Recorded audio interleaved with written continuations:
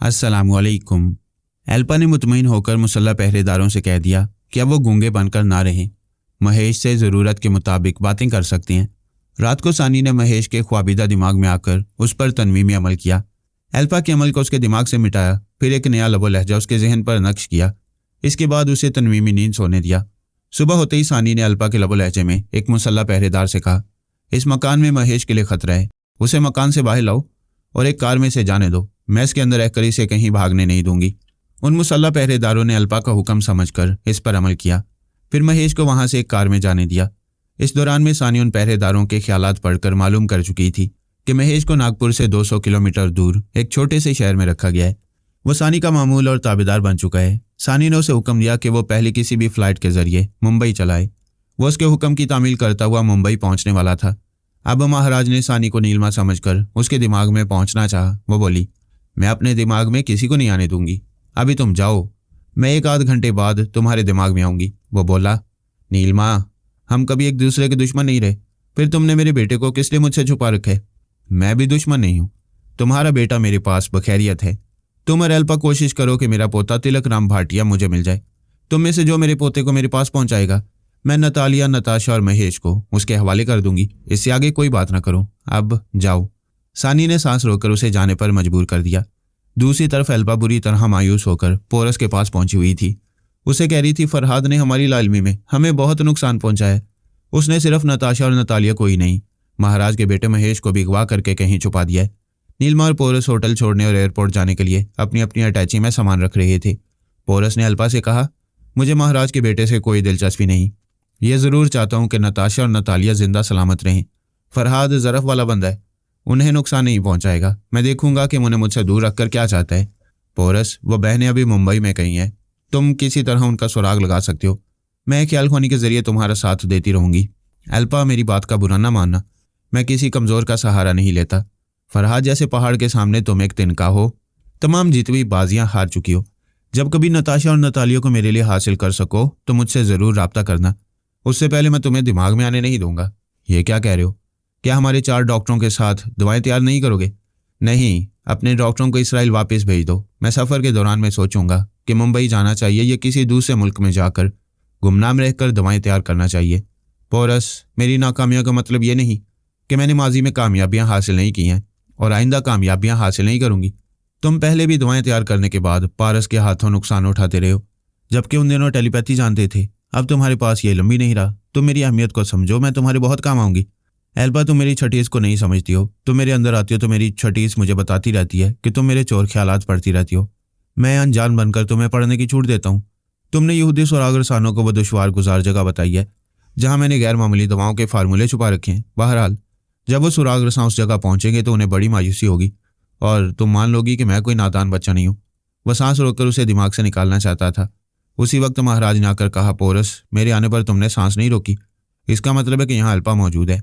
मैं ये कहने आया हूँ कि नीलमा नया जिस्म हासिल कर चुकी है। उसने नताशा, नतालिया और मेरे बेटे को अगवा किया है। पोरस ने कहा, यह एक नई बला गई है। मैं नताशा और नतालिया को तकरीबन हार चुका हूँ। ये नहीं चाहता कि नीलमा इन बहनों के हवाले से मेरे दिमाग में आए। तुम दोनों की मौजूदगी में उसकी आमद का पता भी नहीं चलेगा, इसलिए यहाँ से जाओ। ये कहकर उसने सांस रोकी। एल्पा और महाराज चले गए। उसने नीलमा को देखा, वो अपने कमरे से अटैची लेकर आ गई थी। उसने पूछा, क्या फ्लाइट का वक्त हो चुका है? पोरस ने घड़ी देखकर कहा, 3 घंटे बाद फ्लाइट है। हम इसलिए जा रहे हैं कि रात का खाना एयरपोर्ट पर खाएंगे। तुम मुझे डाइनिंग हॉल में सबके सामने खाने नहीं देते हो, फिर वहां कैसे खाने दोगे? मैं ऐसी डिशें मंगवाऊंगा जिससे तुम्हारी प्लेट जूठी ना हो। खाने के बाद एक स्ट्रॉ के जरिए बोतल पियोगी, बोतल को मुंह नहीं लगाओगी। मैं उसे स्ट्रॉ को छुपाकर किसी डस्टबिन में फेंक दूंगा। दरवाजे पर दस्तक सुनाई दी। पोरस ने अपनी जगह से उठकर दरवाजा खोला। बाहर कॉरिडोर में होटल के मैनेजर के अलावा पुलिस वाले भी नजर आए। सामने वाले कमरे से 2 सिपाही एक स्ट्रेचर उठाकर ला रहे थे। एक स्ट्रेचर पर एक लाश थी। लाश को चादर से ढांप दिया गया था। पुलिस अफसर ने पोरस से पूछा, उस सामने वाले कमरे में जो शख्स था, उसकी मौत बड़े पुरस्कार तरीके से हुई है। क्या आप इस शख्स के बारे में कुछ बता सकेंगे? सॉरी, मैं उसके बारे में कुछ नहीं जानता। हम परसों रात को आए थे और अब जा रहे हैं। बाय द वे, आप अभी पुरस्कार मौत कह रहे थे। कैसी मौत हुई है जिसकी वजह समझ में नहीं आ रही है? नीलमा दीवार से लगी खड़ी थी और परेशान हो रही थी कि कहीं पुलिस वाले उसे गिरफ्तार ना कर लें। पुलिस अफसर ने कहा, मरने वाले का पूरा जिस्म स्याह पड़ गया है। ऐसा लगता है किसी बहुत ही जहरीले सांप ने डस लिया है। पोरस के दिमाग को एक झटका सा लगा। उसने बेख्तियार पलटकर कमरे के अंदर दीवार से लगी हुई नीलिमा को देखा। फिर अनजान बनकर होटल के मैनेजर से पूछा, क्या आपके होटल में सांप भी हैं? मैनेजर ने कहा, होटल के अंदर तो क्या, बाहर भी सांप नहीं। मैंने बचपन से इस शहर में कोई सांप नहीं देखा है। पुलिस अफसर ने कहा, हमारे ये अंदाजा कि सांप ने डसा है। उस मरने वाले की गर्दन पर जख्म का एक निशान है। मेडिकल रिपोर्ट के बाद मालूम होगा कि उसके जिस्म में जहर किस तरह पहुंचा या पहुंचाया गया है। पोरस ने चोर नजरों से नीलिमा को देखा। फिर अफसर से कहा, आप इस मर्डर के बारे में तमाम होटल वालों से पूछगिछ करेंगे।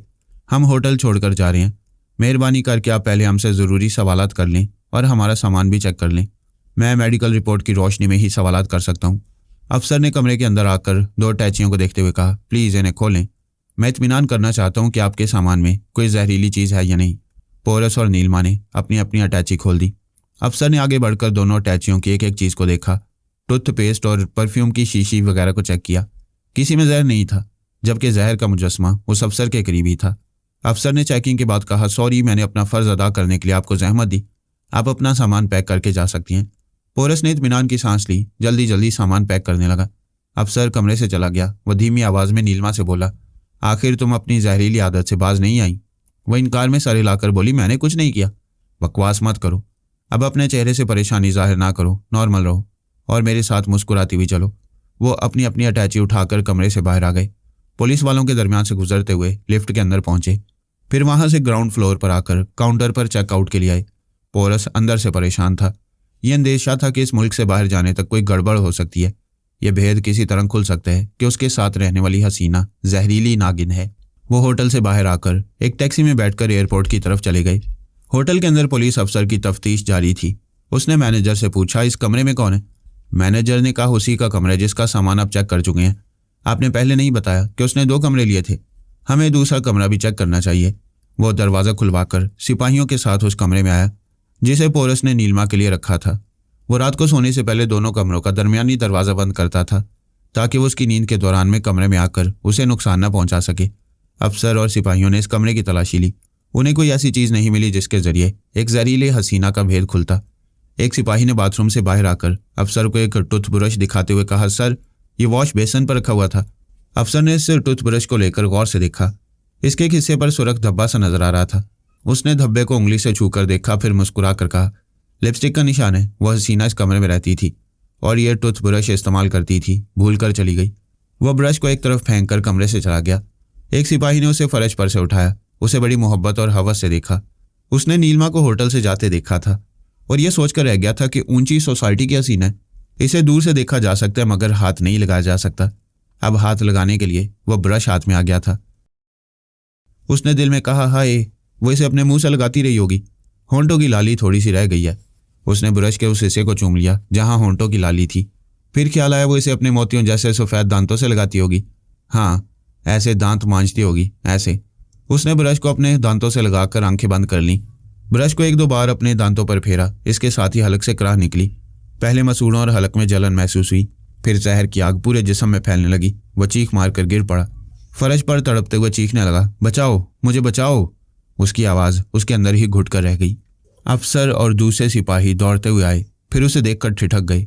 उसके दीदे फैल गए। जिस्म की रंगत स्याह पड़ रही थी। वो तड़प रहा था। अफसर ने करीब आकर उस पर झुककर पूछा, तुम्हें क्या हो रहा है? तुम्हारी हालत बता रही है कि तुम्हें भी किसी सांप ने काटा है। सिपाही ने लरसते हुए हाथों से उठाकर ब्रश उसे देते हुए कहा, जहर, ये जहरीला। वो आगे न बोल सका। आखिरी बार तड़पकर हमेशा के लिए साकित हो गया। अफसर और होटल का मैनेजर हैरत से आंखें फाड़कर इस ब्रश को देखने लगे। मैनेजर ने बेयकीनी से पूछा, क्या यह ब्रश जहरीला है? अफसर ने कहा, यह दम तोड़ते हुए यही कह रहा था। इस ब्रश का लेबॉर्ट्री टेस्ट जल्द से जल्द होना चाहिए। इसके जहरीले होने की तस्दीक होनी चाहिए। वो उठकर जाते हुए बोला, मैं अभी पुलिस अस्पताल जाकर कन्फर्म करूंगा। इस कमरे में रहने वाली और उसके साथी को तलाश करना होगा। क्या आप जानते हैं वो होटल छोड़कर कहाँ गए होंगे? मैनेजर ने कहा, हमें पता नहीं। अफसर होटल के बाहर आकर अपनी मोटरसाइकिल में बैठकर पुलिस अस्पताल में आया। वहां के लेबॉर्ट्री इंचार्ज को ब्रश देकर बोला, हमें शुबा है कि यह ब्रश जहरीला है, इसे फौरन ही टेस्ट किया जाए। फिर वो फ़ोन के जरिए अपने काला अफसर को रिपोर्ट देने लगा। उसकी बातों के दौरान में लेबॉर्ट्री से तस्दीक हो गई कि ब्रश जहरीला है। उसने फ़ोन पर कहा, सर, ब्रश जहरीला है। डॉक्टर ने कन्फर्म किया है। क्या ये तस्लीम किया जा सकता है कि वो हसीना जहरीली थी? आला अफसर ने कहा, उस हसीना और उसके साथी को गिरफ्तार करने के बाद हकीकत मालूम होगी। उनके नाम और हुलिया बताओ। मैं तमाम पुलिस अफसरान को अलर्ट कर रहा हूँ। बस के अड्डों, रेलवे स्टेशन और एयरपोर्ट पर उन्हें तलाश किया जाएगा।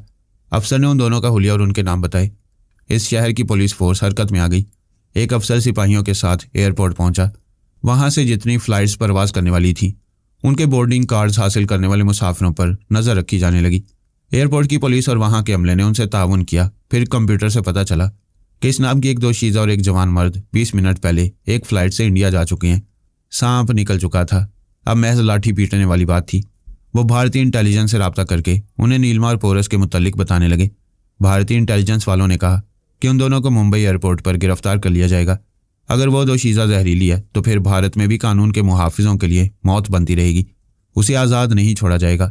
अगर वो फरार होने या किसी को डसने की कोशिश करेगी तो उसे गोली मार दी जाएगी। मैं एक खामोश तमाशाई था, लेकिन अब इस तमाशे को किसी अंजाम तक पहुंचाना लाजमी था। मैंने अमरीकी फ़ौज के एक सरबराह के पास आकर कहा, मैं फरहाद अली तैमूर बोल रहा हूँ। मैं चाहता हूँ तुम इसराइली फ़ौज के आला अफसरान से रब्ता करो। उनसे कहो कि फ़ोन या अल्पा के ज़रिए वो बातें सुने जो मैं तुमसे करने वाला हूँ। मैं आधे घंटे के बाद आऊँगा। फ़ौज के आला अफसर ने कहा, मिस्टर फरहाद, क्या ये मुनासिब नहीं होगा कि पहले हम आपस में ज़रूरी बातें कर लें, उसके बाद यहूदियों को अपनी गुफ्तगू में शामिल किया जाए? नहीं, इस तरह मेरा वक्त ज़ाया होगा। मैंने जो कह दिया उस पर अमल करो। मैं ठीक आधे घंटे के बाद आऊँगा। मैंने सानी के पास आकर कहा, मैं आधे घंटे तक तुम्हारे साथ रहूँगा। तुम महाराज से रब्ता करो, वह बेटे के लिए परेशान होगा। सानी ख्याल ख्वानी की परवाज़ करती हुई महाराज के पास आई। वह सांस रोकना चाहता था। उसने कहा, मैं नीलमा हूँ। वह तड़प कर बोला, नीलमा तुम हो? भगवान का शुक्र है। मैं बड़ी बेचैनी से इंतज़ार कर रहा था। बेचैनी तो होगी, जवान बेटा बिछड़ गया है जिसकी खैरियत तुम्हें मालूम होती है, लेकिन उसे तुम मिल नहीं सकते और ना ही उससे दिमागी राब्ता कर सकते हो। नीलमा, हमारे ताल्लुकात हमेशा अच्छे रहे हैं, फिर तुम मेरे बेटे को मुझसे दूर क्यों ले गई हो? मुझसे कोई शिकायत है तो बोलो। कोई शिकायत नहीं है। तुम्हारा बेटा तुम्हें उस दिन वापस मिल जाएगा जिस दिन मेरा पोता मुझे मिलेगा। मैं तुम्हारे पोते से ज़रूर तुम्हें मिलाऊंगा, लेकिन यह मुनासिब नहीं है कि पोते को हासिल करने के लिए मेरे बेटे को कैदी बना लो। मैंने ये नई ज़िंदगी हासिल करने से पहले तुम्हें कहा था कि मेरे पोते को तलाश करो, उसे किसी भी तरह मेरे पास ले आओ, लेकिन तुम्हें मेरे पोते से भला क्या दिलचस्पी हो सकती है, इसीलिए तुमने उसे तलाश नहीं किया। उसे तलाश करना इसलिए मुश्किल है कि वो तनवीमी अमल के ज़ेर असर है। हमसे रब्ता करता है मगर अपना पता ठिकाना बताते वक्त बहक जाता है। मैं इतना जानती हूँ कि जब तक किसी 150 साल बूढ़ी औरत के जिस्म में नहीं समाऊंगी वह मुझे अपनी दादी माँ तस्लीम करके मेरे गले लगने नहीं आएगा। मैं कई बार उसके दिमाग में जाने की कोशिशें कर चुकी हूँ, लेकिन वो सांस रोक लेता है। उस ईरानी आमिल ने इस तरह उस पर अमल करके मुझसे बदतरीन दुश्मनी की है। महाराज ने कहा, वह ईरानी आमिल भी टेलीपैथी से महरूम हो गया है। तुम्हारा पोता अब उसका ताबेदार नहीं है, सिर्फ उसके तनवीमी अमल के ज़ेर असर है। उसकी बात खत्म होते ही अल्पा की सोच की लहरें सुनाई दी। अल्पा ने कहा, हेलो नीलमा। हेलो महाराज, मैं अल्पा हूँ, एक ज़रूरी बात करने आई हूँ। महाराज ने नागवारी से कहा, तुमने मेरे बेटे को मुझसे छीनकर मुझे अपना ताबेदार बना लिया था। हम दोनों भाइयों पर हुकूमत कर रही थी। जाओ, भाग जाओ, मैं तुम्हारी आवाज़ भी सुनना नहीं चाहता। अल्पा ने कहा, नीलमा महाराज को समझाओ। फरहाद अभी अमरीकी और इसराइली अकाबरीन से अहम मामलात पर गुफ्तगू करने वाला है। मैं, तुम, महाराज और गुरुदेव मुत्तहिद होकर उस इजलास में जाएंगे और फरहाद पर साबित करेंगे कि हम चारों टेलीपैथी जाने वाले मुत्तहिद होकर एक बड़ी ताकत बन गए हैं। सानी ने कहा, मुझे अमरीका और इसराइल से नहीं, सिर्फ अपने पोते से दिलचस्पी है। अगर तुम चाहती हो कि मैं तुम्हारे किसी काम आऊँ तो जाओ और किसी तरह भी टीआर भाटिया से मेरा रब्ता करा दो। मुझे खून का रिश्ता तड़पा रहा है, ऐसे में मैं किसी के काम नहीं आऊँगी। नीलमा, तुम खून के रिश्ते की तड़प को समझ रही हो, फिर भी मेरे बेटे को मुझसे दूर रख रही हो। मुझे भी जब तक बेटा नहीं मिलेगा मैं पूरी तवज्जो से किसी भी मामले में दिलचस्पी नहीं लूँगा। अल्पा ने कहा, हम अपने इख्तलाफात और मसाइल पर 2-4 घंटे भी बहस कर सकते हैं। अभी हमें हिकमत अमली से काम लेना चाहिए। फरहाद पर यह साबित करना चाहिए कि हम उससे कमज़ोर नहीं हैं। टेलीपैथी जानने वालों में हमारी तादाद ज़्यादा है। महाराज ने कहा, ठीक है, मैं अभी अपने भाई के साथ आ रहा हूँ। नीलमा से भी कहता हूँ कि हम अपना इत्तेहाद ज़ाहिर करके ही फरहाद को अपनी कुव्वत और बरतरी से मुतासिर कर सकते हैं। सानी ने कहा, वादा करो कि 2-4 घंटे के बाद मेरे पोते को मेरे दिमाग तक पहुंचाने की कोशिश करोगे तो मैं भी उस इजलास में तुम्हारे साथ रहूंगी। मैं ठीक आधे घंटे बाद अमरीकी फ़ौज के आला अफसर के पास आया। वह एक बहुत बड़े ड्राइंग रूम में 2 आला हाकिमों और अपने लेवल के अफसरान के साथ बैठा हुआ था। उनके अलावा इसराइली सफ़ीर, उसका सेक्रेटरी और एक मुशीर भी था। 2 औरतें और 2 मातियत अफसरान उन सोफ़ों के करीब खड़े हुए थे। एक आला अफसर उन मातियतों से कह रहा था, टेलीपैथी जानने वाले अभी तुम्हारे दिमाग में आएंगे और तुम्हारी ज़ुबानों से बोलेंगे। तुम सब उन सामने वाली कुर्सियों पर बैठ जाओ। एक मातियत ने कुर्सी पर बैठते हुए कहा, शुक्रिया। इससे पहले भी टेलीपैथी जानने वाले मेरे ज़रिए आप हजरात से गुफ्तगू कर चुके हैं। मैंने उसके अंदर पहुंचकर उसकी ज़ुबान से कहा, मैं फरहाद अली तैमूर तुम्हारे इस मातहत की जुबान से बोल रहा हूँ। एक आला हाकिम ने कहा, खुश आमदीद मिस्टर फरहाद। हमें उम्मीद है कि हम दोस्ताना माहौल में ऐसे मामलात पर गुफ्तगू करेंगे जो हम दोनों के लिए मुफीद होगी। मैंने कहा, यह 20वीं सदी गुजरने वाली है और 21वीं सदी शुरू होने वाली है। पिछली एक सदी में तुम लोगों ने सिर्फ मुफादात हासिल करने के लिए दोस्ती की, फिर इस दोस्ती को बदतरीन दुश्मनी में बदल दिया। गुफ्तगू के आगाज़ में आपके तेवर बिगड़े हुए हैं, फिर कोई अच्छी नतीजा खेज गुफ्तगू कैसे होगी? मैं दो टोक बातें कर रहा हूँ, इसलिए आपको तेवर बिगड़े हुए लग रहे हैं। ईरान में आपकी साजिशें नाकाम हो रही हैं। आप अफगानिस्तान में खाना जंगी जारी रखते हुए एक तरफ ईरान के लिए खतरा बनना चाहते थे, दूसरी तरफ वस्त एशिया के मुस्लिम ममालिक और जमहूरिया चीन तक पहुंचने के लिए रास्ता बना रहे थे। लेकिन तालिबान आपकी कामयाबियों को खाक में मिला रहे हैं। आप नाकामी के इस मरहले पर टेलीपैथी जाने वालों की खिदमत हासिल करके तालिबान को नुकसान पहुंचाना चाहते हैं। लेकिन मैं बता दूं कि आपकी ये चाल भी अफगानिस्तान में नाकाम रहेगी। आप ऐसी बातें सुनाकर कहना क्या चाहते हैं? यही कि आप इस्लामी ममालिक के खिलाफ साजिशें कर रहे हैं और मुझसे दोस्ताना माहौल में गुफ्तगू की तवक्को कर रहे हैं। मैं ये बताने आया हूँ कि पहले ईरान में था, आजकल अफगानिस्तान में हूँ। महाराज का एक एजेंट इधर आया था, वो मारा गया। आइंदा मैं इन छोटे मोहरों को नहीं मारूंगा, उन्हें तालिबान के हवाले करके टेलीपैथी जानने वालों का शिकार करूंगा। एक आला अफसर ने कहा, हम अमरीकी दोस्ती अमन व आश्ती के अलमबरदार हैं। हम अफगानिस्तान में कोई साजिश नहीं कर रहे हैं और ना ही किसी टेलीपैथी जानने वाले को वहाँ भेजा है। इसके बरक्स ईरानी हुकाम ने आपकी खिदमत हासिल की हैं, उन्होंने आपको ईरान से अफगानिस्तान भेजा है। आपकी बात किसी हद तक दुरुस्त है कि आपकी तरफ से कोई भी टेलीपैथी जाने वाला अफगानिस्तान में मसरूफ़ नहीं है, जबकि महाराज मसरूफ़ था। लेकिन चंद घंटे पहले कुछ ऐसी तब्दीलियाँ आई हैं जिनके नतीजे में कोई ख्याल खोनी करने वाला आपके काम नहीं आएगा। एल्पा ने एक औरत की ज़ुबान से कहा, मैं एल्पा हूँ। ये बता देना चाहती हूँ कि जिस तरह इसराइल और अमेरिका की दोस्ती हमेशा मुस्तहकम रही है, उसी तरह मेरी और महाराज की दोस्ती भी हमेशा कायम रहेगी। महाराज के साथ उसका भाई गुरुदेव है। अब मैं अमरीकी और काबरीन को ये खुशखबरी सुना रही हूँ कि नीलमा से हमारी दोस्ती हो गई है। यानी हम 4 टेलीपैथी जानने वाले इसराइल और अमेरिका की पुष्ट पर हैं। तमाम इसराइली और अमरीकी अकाबरीन खुश होकर तालियां बजाने लगे। एल्पा ने कहा, यह हमारी खुशकिस्मती है कि नीलमा अभी हमारे दरमियान है और आपसे मुखातिब हो रही है। सानी ने दूसरी औरत की जुबान से कहा, मैं नीलमा आपसे मुखातिब हूँ। पिछली बार पोरस मेरी जान का दुश्मन बन गया था। मुझे चंद दिनों के लिए इस दुनिया को छोड़कर जाना पड़ा। आप बनिया जिस्म और नई जिंदगी हासिल करने के बाद ये फैसला किया है कि आप लोगों के साथ नहीं रहूंगी, तो आइंदा भी पोरस और पारस मुझे नुकसान पहुंचाते रहेंगे। अमरीकी आला हाकिम ने कहा, हम तुम्हें मुकम्मल तहफ़्फ़ुज़ देंगे। अब हमारी दुनिया में टेलीपैथी जानने वालों की तादाद बराए नाम रह गई है। ये हमारी खुशकिस्मती है कि तुम चारों टेलीपैथी जानने वालों ने हमारे हक में मजबूत इत्तेहाद कायम किया है। महाराज ने कहा, अभी हम 4 हैं। जब नीलमा के पोते तिलकराम भाटिया की याददाश्त वापस आ जाएगी और वह अपनी दादी माँ को पहचान लेगा तो हमारी तादाद 5 हो जाएगी। सानी ने नीलमा की हैसियत से कहा, मैं हमेशा इसराइल और अमेरिका के काम आती रहूंगी, लेकिन मेरी शर्त यह है कि मेरे पोते को तलाश करके उसे मेरे पास पहुंचाया जाए। मैं तो उससे बातें करने के लिए तरस गई हूँ। एल्पा ने कहा, तुम फिक्र न करो, तुम्हारा पोता मुझसे रब्ता करता है। उसने कहा था कि यूरोप के किसी शहर में पहुंचने के बाद मुझसे रब्ता करेगा। शायद वो किसी मसले में उलझ गया है। जैसे ही वो मेरे दिमाग में आएगा मैं उसे तुम्हारे पास पहुंचाऊंगी या तुम्हें अपने दिमाग में बुलाकर उससे तुम्हारी बात कराऊंगी। एक आला अफसर ने कहा, मिस्टर फरहाद, आप देख रहे हैं कि हमारे पास टेलीपैथी जानने वालों की कमी नहीं और ये भी समझ रहे हैं कि हमारा इत्तेहाद कितना मजबूत है। आप फौलाद होकर भी इस इत्तेहाद को नहीं तोड़ सकेंगे। वैसे आपने ये नहीं बताया कि एक तवील अरसे के बाद आपने हमारे पास आने की जहमत क्यों की है। मैं समझाने आया था कि आलमी बिसात पर अपनी सियासत का अंदाज बदल दो, वरना इस्लामी ममालिक को नुकसान पहुंचाने के नतीजे में खुद नुकसानात उठाते रहोगे। लेकिन यहाँ आकर देख रहा हूँ कि जो समझाना चाहता हूँ तुम लोग उससे ज़्यादा ही समझ रहे हो। लिहाजा मैं एक फैसला कुन जंग शुरू कर रहा हूँ। ये जंग चंद मिनटों की होगी। इसके बाद तुम्हारे तमाम टेलीपैथी जाने वाले दुम दबाकर भागेंगे। फिर तुम सब टेलीपैथी के हथियार के बगैर निहत्ते रह जाओगे। शायद आप हमारा इत्तेहाद देखकर बौखला गए हैं। इस इत्तेहाद को तोड़ने का ऐसा दावा कर रहे हैं जैसे चंद मिनटों में मौजा दिखाने वाले हों या किसी जादू के जरिए हमें अभी मुंतशिर करने वाले हों। महाराज ने कहा, ऐसी कोई दवा नहीं है जिसे स्प्रे करके आप कुदरती टेलीपैथी की सलाहियत को ख़त्म कर सकें। क्या बाबा साहब के दायरे में ऐसी कोई दवा तैयार की गई है? मैंने कहा, कुदरती तौर पर हासिल किए हुए टेलीपैथी के इल्म को कोई दवा नहीं मिटा सकेगी। मैं तुम में से किसी की टेलीपैथी को ख़त्म नहीं कर सकूंगा, लेकिन तुम सबको इस तरह बेबस और मजबूर कर दूंगा कि अपने इस गैर मामूली इल्म के जरिए अमेरिका और इसराइल की खिदमत नहीं कर सकोगे। मिस्टर फरहाद, हम मानते हैं कि आप जो कहते हैं वो कर गुजरते हैं, लेकिन हमारे मजबूत इत्तेहाद को तोड़ना आपके पास की बात नहीं रही। एक अफसर ने कहा, वाह, कितना ज़बरदस्त दावा है। चंद मिनटों की जंग में आप हमारी जीती हुई बाजी को हार में बदल देंगे। एक हाकिम ने कहा, जब किस्मत साथ देती है तो मुखालफिन आपकी तरह खोखली धमकियां देते हैं। मैंने मुस्कुरा कर कहा, किस्मत एक बाजारी औरत की तरह किसी भी वक्त साथ छोड़ देती है, और ये तुम्हारा साथ छोड़ चुकी है। लो, मैं तमाशा दिखाता हूँ। मैंने सानी को मुखातिब किया। हेलो नीलमा, क्या अपने पोते से बातें करोगी? सानी ने तड़प कर कहा, हाय, मैं खुशी से मर जाऊं। क्या सच कह रहे हो? क्या अभी उससे बातें करा सकते हो? हाँ, तुम अभी बातें करोगी।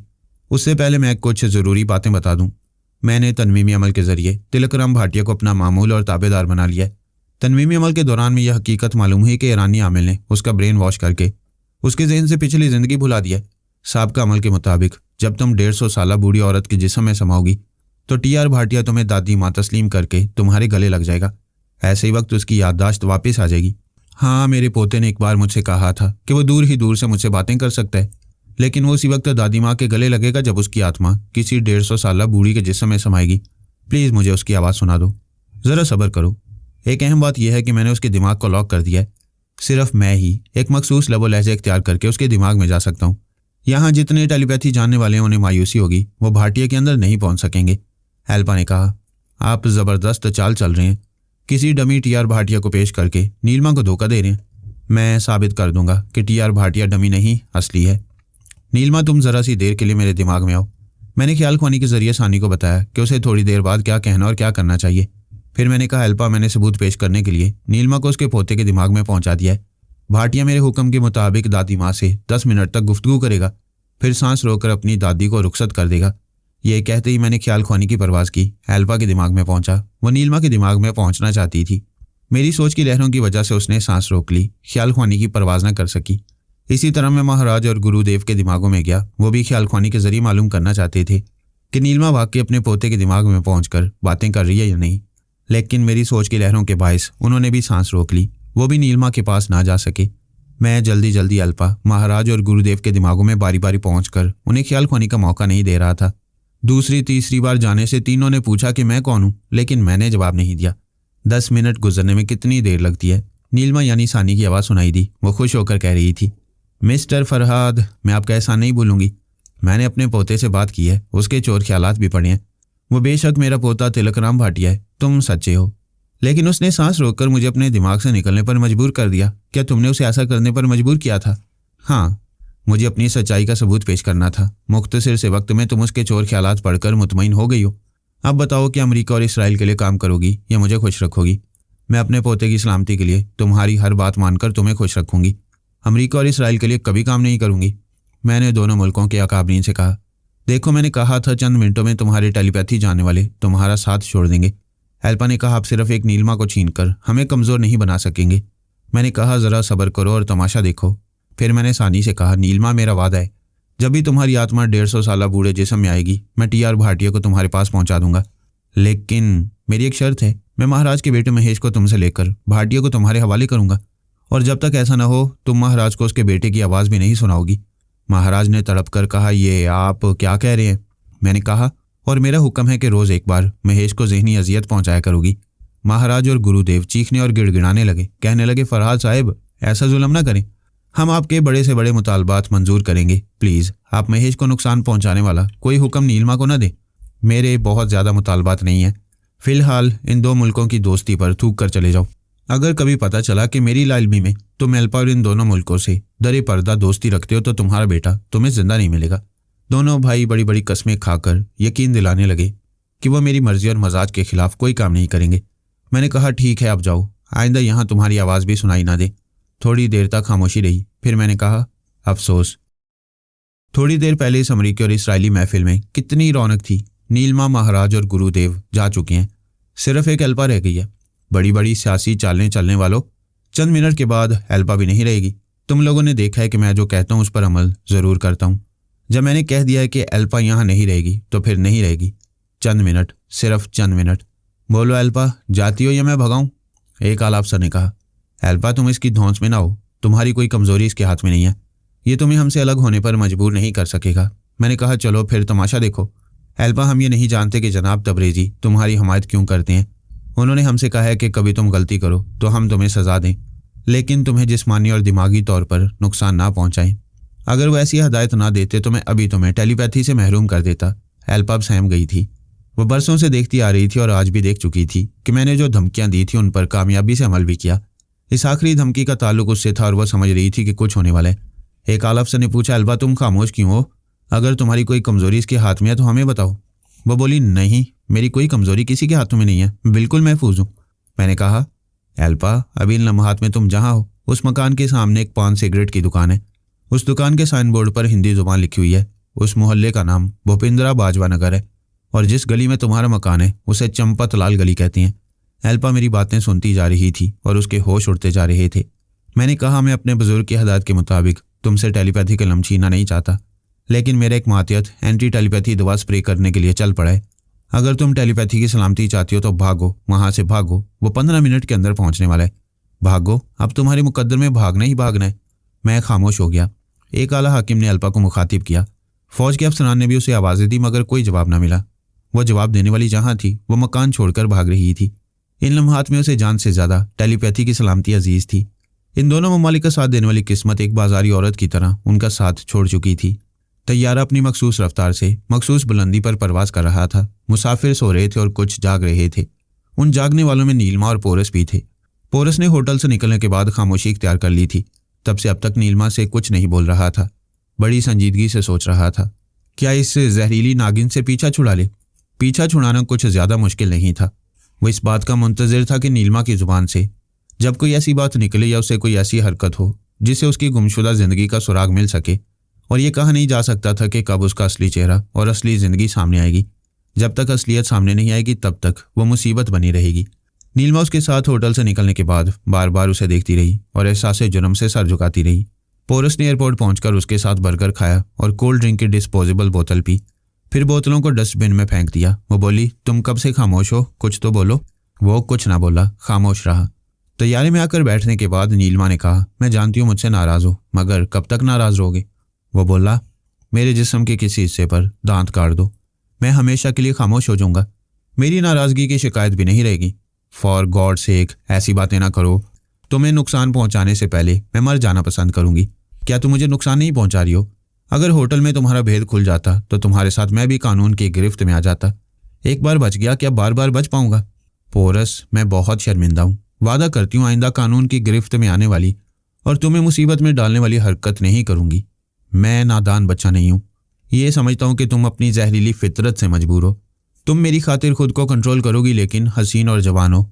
कोई तुम्हें छेड़ेगा तो तुम फितरी तकाजे को पूरा करने के लिए उसे डस लोगी। कोई मुझे छेड़ेगा और मेरे अंदर डसने की ख्वाहिश भड़केगी तो मैं तुम्हें बता दूंगी। तुम मुझे भड़कने और बहकने से बाज रखोगे। पोरस ने उसे देखा, फिर सर झुकाकर आगे पीछे की सीटों की तरफ देखा। मुसाफिर सो रहे थे, कुछ जागने वाले उससे दूर थे। वो नीलमा की तरफ झुककर सरगोशी में बोला, मैं तुम्हें भड़कने और बहकने से नहीं रोकूंगा, तुम्हें फितरी तकाजे को पूरा करने का मौका दूंगा। उसने हैरानी और बेयकीनी से पोरस को देखा, फिर पूछा, ये क्या कह रहे हो? क्या मेरी ख्वाहिश पूरी करने के लिए खुद को मुसीबत में डालोगे? नहीं, तुम मुझे अपना राजदार बनाओगी और पहले से बताओगी कि किस अय्याश और हवस परस्त को डसना चाहती हो। तुम्हें तुम्हारे लिए इस तरह रास्ते हमवार करूंगा कि तुम पर कोई शुबा नहीं करेगा और हम कभी कानून की गिरफ्त में नहीं आएंगे। वो उसके बाजू को थामकर बोली, पोरस तुम कितने अच्छे हो, तुम सच कह रहे हो ना? मैं बहुत सोच समझकर ऐसा कह रहा हूँ। सांप कभी डसना नहीं छोड़ता और फितरी तकाजों को जंजीरें नहीं पहनाई जा सकती। दानिशमंदी यही है कि बड़ी मनसूबाबंदी से अपना बचाव करते हुए तुम्हारे फितरी तकाजों को पूरा किया जाए। वो खुश होकर बोली, आई लव यू पोरस, तुम यकीन करो मैं दिलो जान से तुम्हें चाहती हूँ। कभी आजमा लेना, तुम्हारे लिए जान दे दूंगी। अगर कोई डॉक्टर कह दे कि मेरा तमाम जहर और तमाम खून निचोड़ने के बाद मैं तुम्हारी आगोश में रहने के काबिल हो जाऊंगी तो मैं अपने जिस्म से खून का एक एक कतरा बाहर निकलवाने के लिए तैयार हो जाऊंगी। पोरस ने कहा, जिस्म में एक कतरा खून भी नहीं रहेगा तो तुम जिंदा कैसे रहोगी? ये मैं नहीं जानती। मैं समझ रहा हूँ तुम दीवानगी की भी हद से गुजर कर मुझे चाहती हो। जरा सब्र करो, हालात साजगार होती मैं किसी तजुर्बाकार डॉक्टर से तुम्हारा इलाज कराऊंगा। मुझे उम्मीद है कि तुम्हारा जहरीलापन खत्म हो जाएगा। वो मुसर्रतों से बेख्तियार बोली, मैं भगवान से प्रार्थना करूंगी कि तुम्हारी कोशिश कामयाब रहे और मैं जहर से खाली हो जाऊं। पोरस ने चौंक कर उसे देखा, फिर कहा, तुम मुसलमान हो, तुम्हारा नाम नासर है, मगर तुम भगवान से प्रार्थना करने वाली बात कर रही हो। वो सोच में पड़ गई, हैरानी से बोली, हाँ अभी मैंने ऐसा कहा है? क्या मैं तुम्हारी तरह हिंदू हूँ? तुमने मुझे उलझन में डाल दिया है। ट्रेन में सफ़र करने के दौरान में एक ट्रांजिस्टर रेडियो से अरबी ज़ुबान में एक ड्रामा नशर हो रहा था। उस ड्रामे का एक किरदार मुकालमे अदा करते हुए किसी को नासरा कह रहा था और तुम खुद को नासरा समझकर अरबी ज़ुबान में उसे जवाब दे रही थी। हाँ, उस वक्त मुझे ऐसे ही लगा था कि मेरा नाम नासरा है और वो रेडियो से मुझे मुखातिब कर रहा है। तब से मैं भी तुम्हें अरबी जानने वाली नासरा समझता आ रहा हूँ, लेकिन अभी तुमने बेख्तियार भगवान को याद किया। ये तो बड़ी उलझाने वाली बात है। मैं क्या समझूं कि मैं कौन हूँ? तुम्हें समझने की कोशिश करना चाहिए। जहन पर जोर डालो, सोचो कि तुम कौन हो, शायद तुम्हें कुछ याद आ जाए। वो दोनों हाथों से सर को थाम कर सोचने लगी। उसे कुछ याद नहीं आ रहा था। पोरस उसके चेहरे से जाहिर होने वाली परेशानी और बेचैनी को देख रहा था। उसने पूछा, तुम्हें पता है कि भगवत गीता दुनिया की कदीम रूहानी किताबों में से एक है। हिंदू सच्ची रहनुमाई हासिल करने के लिए गीता पढ़ते हैं और किसी हद तक इस किताब की रहनुमा हदायतें याद रखते हैं। वो इनकार में सर हिलाकर बोली, मैं ऐसी किसी किताब के बारे में नहीं जानती हूँ, या शायद भूल गई हूँ। ऐसा करो कि अपनी आंखें बंद कर लो। मैं तुम्हारे कान में गीता के श्लोक पढ़ूंगा। तुम्हें कुछ याद आए तो खुद को ना रोकना, फौरन बोलती रहना। नीलिमा ने आंखें बंद कर ली। पोरस उसके करीब कान में कुछ कहने लगा। नीलिमा की आंखें बंद थीं। बंद आंखों की तारीकी में पोरस की आवाज़ उसके अंदर गूंज रही थी। वो जो कह रहा था वैसी ही कुछ बातें उसके जहन में तहरीक पैदा कर रही थीं।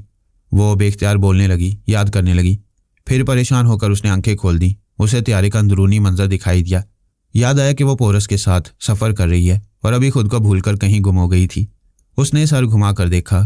पोरस मुस्कुरा रहा था। वो बोली, मुझे क्या हुआ था? मैं थोड़ी देर के लिए गुम हो गई थी। तुम अपनी भूली हुई जिंदगी की तरफ जाते जाते वापस आ गई हो। मुझे यकीन हो गया कि तुम मेरे ही धर्म से ताल्लुक़ रखती हो। तुमने बेखुदी के आलम में गीता के श्लोक पढ़े हैं। आइंदा मेरी यही कोशिश होगी कि नफ्सियाती तरीक़ाकार के मुताबिक अपने धर्म की बातें याद दिलाता रहूं। मुझे तुम्हारी पिछली ज़िंदगी के बारे में बहुत कुछ जानने का रास्ता मिल गया है। वो खुश होकर बोली, तो कोशिश करो। मैं आंखें बंद करती हूँ, फिर मुझे कुछ याद दिलाओ। नहीं, इतनी जल्दी जल्दी तुम्हारे जहन पर जोर डालूंगा तो इसका मनफी रद्द-ए-अमल भी हो सकता है।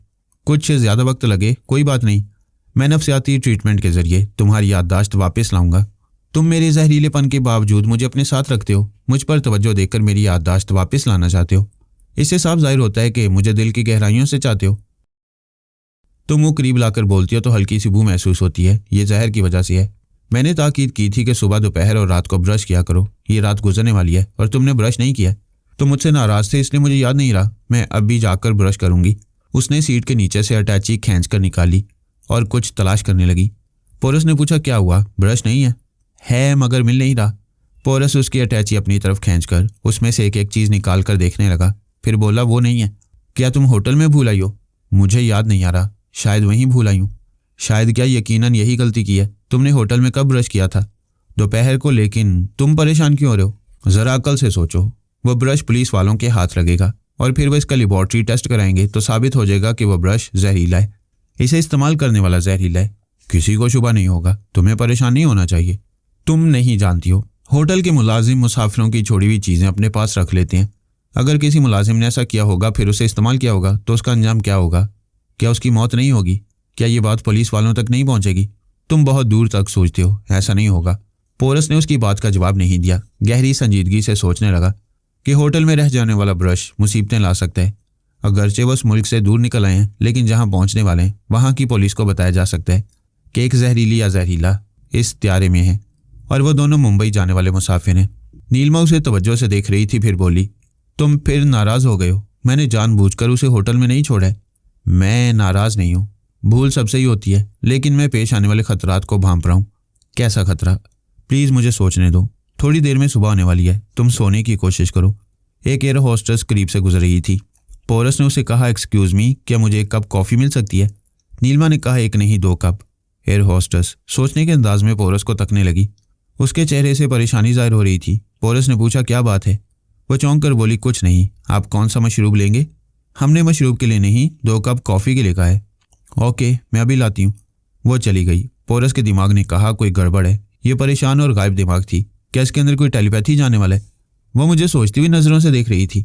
उस वक्त पोरस को टेलीपैथी से महरूम होने का अफसोस हुआ। अगर ये इल्म रहता तो वो एयर होस्टेस के दिमाग में घुसकर उसकी परेशानी और गायब दिमागी की वजह मालूम कर लेता। वो अपनी जगह से उठकर नीलिमा से बोला, मैं अभी आता हूँ। इससे पहले कि नीलिमा कोई सवाल करती, वो तेज़ी से चलता हुआ एयर होस्टेस के कैबिन और किचन की तरफ जाने लगा। सोचने लगा, अगर कोई टेलीपैथी जाने वाला एयर होस्टेस के अंदर होता तो वो नीलिमा और उसकी आवाज़ सुनकर उनके दिमागों में आने की कोशिश करता, या फिर वो बहुत चालाक होगा। एयर होस्टेस और दूसरों के दिमागों में जगह बनाते हुए उनकी निगरानी कर रहा होगा। वो एयर होस्टेस के पास आकर बोला, हेलो, तुम बहुत ज़्यादा परेशान हो? वो बोली, नहीं, ऐसी कोई बात नहीं है। पोरस ने कहा, कोई बात ज़रूर है, मुझसे ना छुपाओ। मैं जबरन उगलवा लूँगा या अभी चीख चीख कर मुसाफिरों से कहूँगा कि जहाज़ में कोई खराबी पैदा हो गई है और ये बात मुसाफिरों से छुपाई जा रही है। वो जल्दी से बोली, प्लीज़ ऐसा ना करें, कमज़ोर दिल के मुसाफिरों को संभालना मुश्किल हो जाएगा। तो फिर अपनी परेशानी की वजह बताओ। मैं बता रही हूँ, पहले आप वादा करें कि ये बात किसी को नहीं बताएंगे। मैं किसी से कुछ नहीं कहूँगा। वो ठहर ठहर कर बोली, हमारे तैयारे को हाईजैक किया जा रहा है। क्या वाकई? इस तैयारी को कौन अगवा कर रहा है? पता नहीं, वो चाह रहे हैं, पायलट कैबिन में है, मुझे यहाँ भेज दिया है ताकि मैं मुसाफिरों की खिदमत करती रहूँ। ये बात मुसाफिरों से कब तक छुपाई जाएगी? जब इस तैयारी को कहीं उतारा जाएगा तो सबको बता दिया जाएगा। वो हाईजैक करने वाले इसे कहाँ ले जा रही हैं? उन्होंने आपसे पूछा है कि इसे कहाँ उतारा जाए? पोरस ने शदीद हैरानी से पूछा। क्या? उन्होंने मुझसे पूछा है? मैं तो उन्हें नहीं जानता। मैं अभी पायलट कैबिन में जाकर पूछता हूँ। वो दरवाज़ा नहीं खोलेंगे, आपको अंदर नहीं आने देंगे। ये कैसी बात है कि वो तैयारा उतारने की जगह मुझसे पूछ रहे हैं और मुझसे मिलना नहीं चाहते हैं? मैं पायलट कैबिन में जाकर उनसे ज़रूर मिलूंगा। वो पलटकर जाना चाहता था, फिर एकदम से ठिठक गया। अपने दिमाग में पराई सोच की लहरों को महसूस करते उसने पूछा, तुम कौन हो? सानी ने कहा, मुझे आसानी से पहचान सकते हो, मैं इस दुनिया में वापस आ गई हूँ। वो बोला, मैं समझ गया, तुम नीलमा हो। मैं खुद को जाहिर नहीं करना चाहती थी, लेकिन तुम पायलट कैबिन में जाते तो मालूम हो जाता कि वहाँ कोई अगवा करने वाला गिरोह नहीं है। ये सब कुछ टेलीपैथी के जरिए हो रहा है। तुम इस तैयारे को अगवा क्यों कर रही हो? तुम्हें जिंदा रखने के लिए। तुम इस तैयारे से इस्तांबुल, जद्दा और मुंबई जहाँ भी जाओगे, इस जहरीली हसीना के साथ गिरफ्तार कर लिए जाओगे। तुमने टेलीपैथी के इलम मिटाने वाली दवा सबसे पहले बनाई। इस इलम से महरूम होने वालों को मालूम होगा कि पोरस गिरफ्तार हुआ है, तो वह सबके सब मुख्तलिफ जराए से तुम्हें कत्ल करने की कोशिशें करेंगे। हिरासत में रहकर तुम्हारी जहानत और चालाकियां काम नहीं आएंगी, वो तुम्हें ज़रूर कत्ल करेंगे। तुम मुझ पर मेहरबान क्यों? तुम मेरे बदतरीन दुश्मन हो, टेलीपैथी से महरूम हो चुके हो। अब मैं चूहे बिल्ली का खेल खेलूंगी और तुम्हें दौड़ा दौड़ा कर मारूंगी। तुम मुझे अच्छी तरह समझती हो, मैं रहम की भीख नहीं मांगूंगा। तुम्हारी इतनी ही मेहरबानी काफ़ी है कि जहाँ मेरी गिरफ्तारी के इंतजाम किए गए हैं वहाँ तुम इस तैयारे को जाने नहीं दोगी। वैसे ये बताओ कि तुम्हें कैसे मालूम हुआ कि मैं इस तैयारे में सफ़र कर रहा हूँ? अभी ज़्यादा बातें करने का वक्त नहीं। मैं इसराइली हुकाम से रब्ता कर रही हूँ कि वो तिल अबीब के एयरपोर्ट पर इस तैयारे को उतरने दें। इनकार की सूरत में जबरन तैयारे को उतारा जाएगा। ऐसे में तैयारा क्रैश हो सकता है, तमाम मुसाफिर हलाक हो सकते हैं। मैं तुमसे बाद में रब्ता करूंगी। पोरस का दिमाग पराई सोच की लहरों से खाली हो गया। इसका मतलब था वो जा चुकी है। पोरस नीलमा के पास आकर बैठ गया। उसे बताने लगा कि एक टेलीपैथी और काला जादू जानने वाली नीलमा उन दोनों के पीछे पड़ गई है। वो उसकी बातें सुन रही थी और ये नहीं जानती थी कि नीलमा होकर नीलमा की बातें सुन रही है, और पोरस भी नहीं जानता था कि वो नीलमा को नीलमा की बातें सुना रहे। जब पोरस नीलमा के साथ इटली के एक शहर में था और महाराज ने उसके अंदर आकर उससे गुफ्तगू की थी, उस वक्त सानी भी पोरस के दिमाग में पहुंची हुई थी। उसने ये मालूम किया था कि पोरस के साथ एक जहरीली हसीना है और वह दोनों एक होटल में काम कर रहे हैं। इसके बाद महाराज और एल्पा को पोरस से रब्ता करने का मौका नहीं मिला, क्योंकि महाराज अपने बेटे के मामले में परेशान था और एल्पा को मैं ये कहकर दौड़ा रहा था कि मेरा एक मातियत एंटी टेलीपैथी दवा स्प्रे करने आ रहा है। मैंने सानी से कहा कि वो होटल के मैनेजर वगैरह के दिमाग में जाकर मालूम करे कि पोरस की मसरूफियात क्या है। मैं पोरस के मामले में इसलिए दिलचस्पी ले रहा था कि उसके साथ जहरीली औरत एक मुअम्मा बनी हुई थी। ये मालूम करना लाजमी था कि वो कौन है, कहाँ से आई है और पोरस ने उस जहरीली नागिन को क्या सोचकर अपने साथ रखा है। सानी को होटल वाले वाक़े का इल्म हो गया था।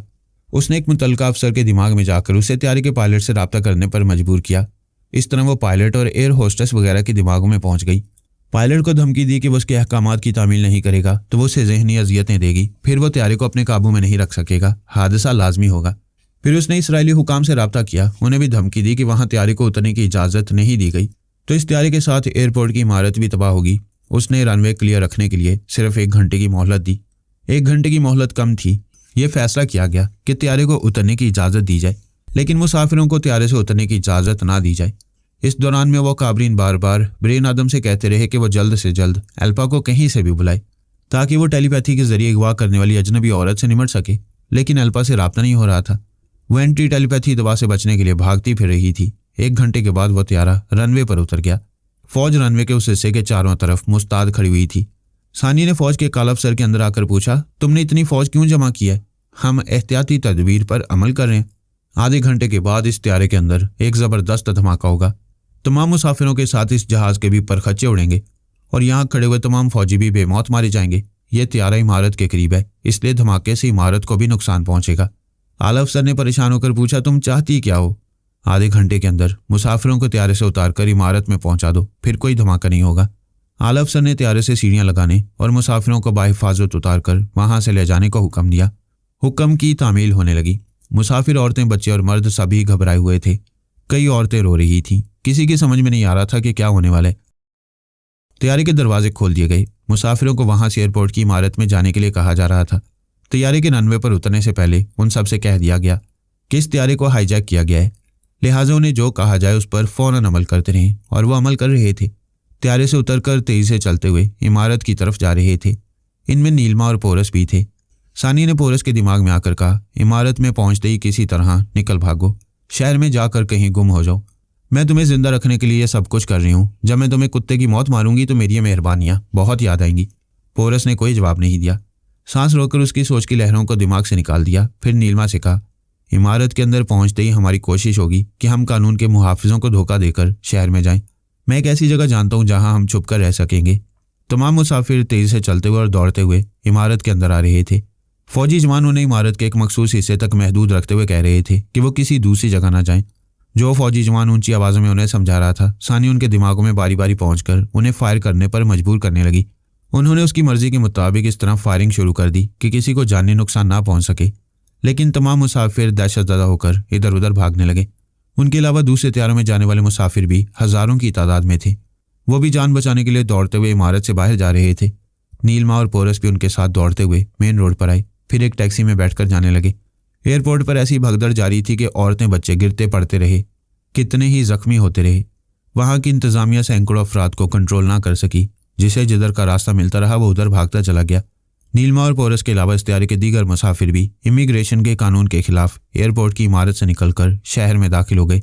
उस वक्त कानून के मुहाफिज बेबस हो गए थे।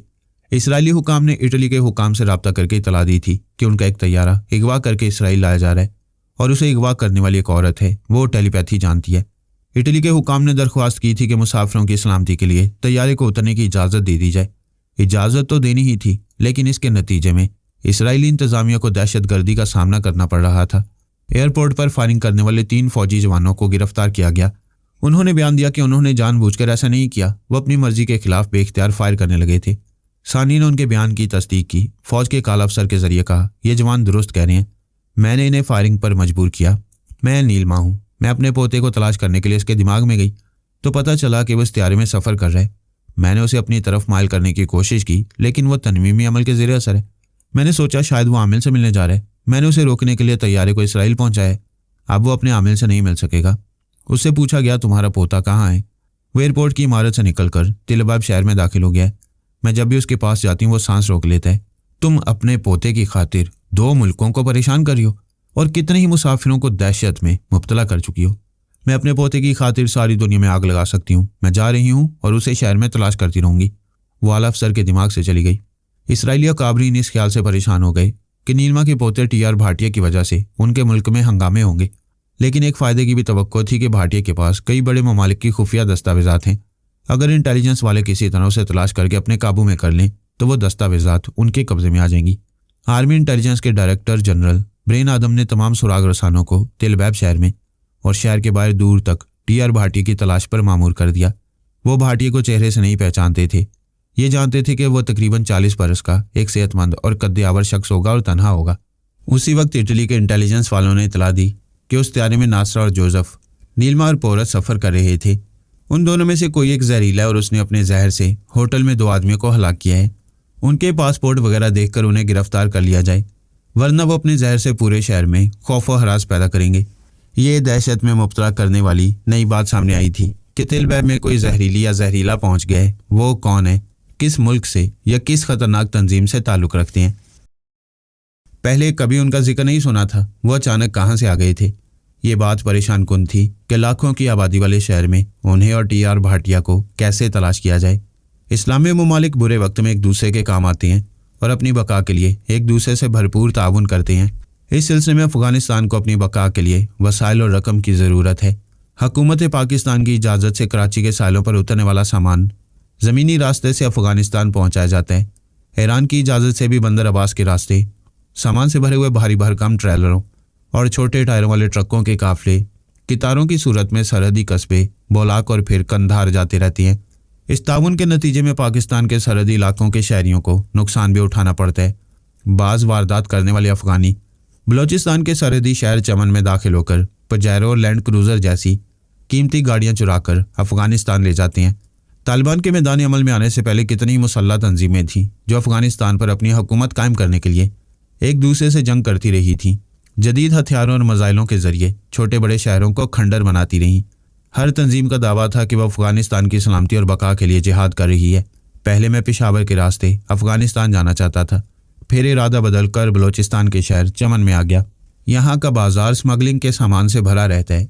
Television, radio, VCR, dish receiver, tape recorder, इस्त्री और क्रॉकरी जैसे सामान के अलावा रिवॉल्वर, टीटी और क्लाशनकोफ भी खुफिया तौर से दलालों के जरिए हासिल हो जाते हैं। मैं एक सहाफ़ी की हैसियत से अफगानिस्तान में दाखिल होने वाला था।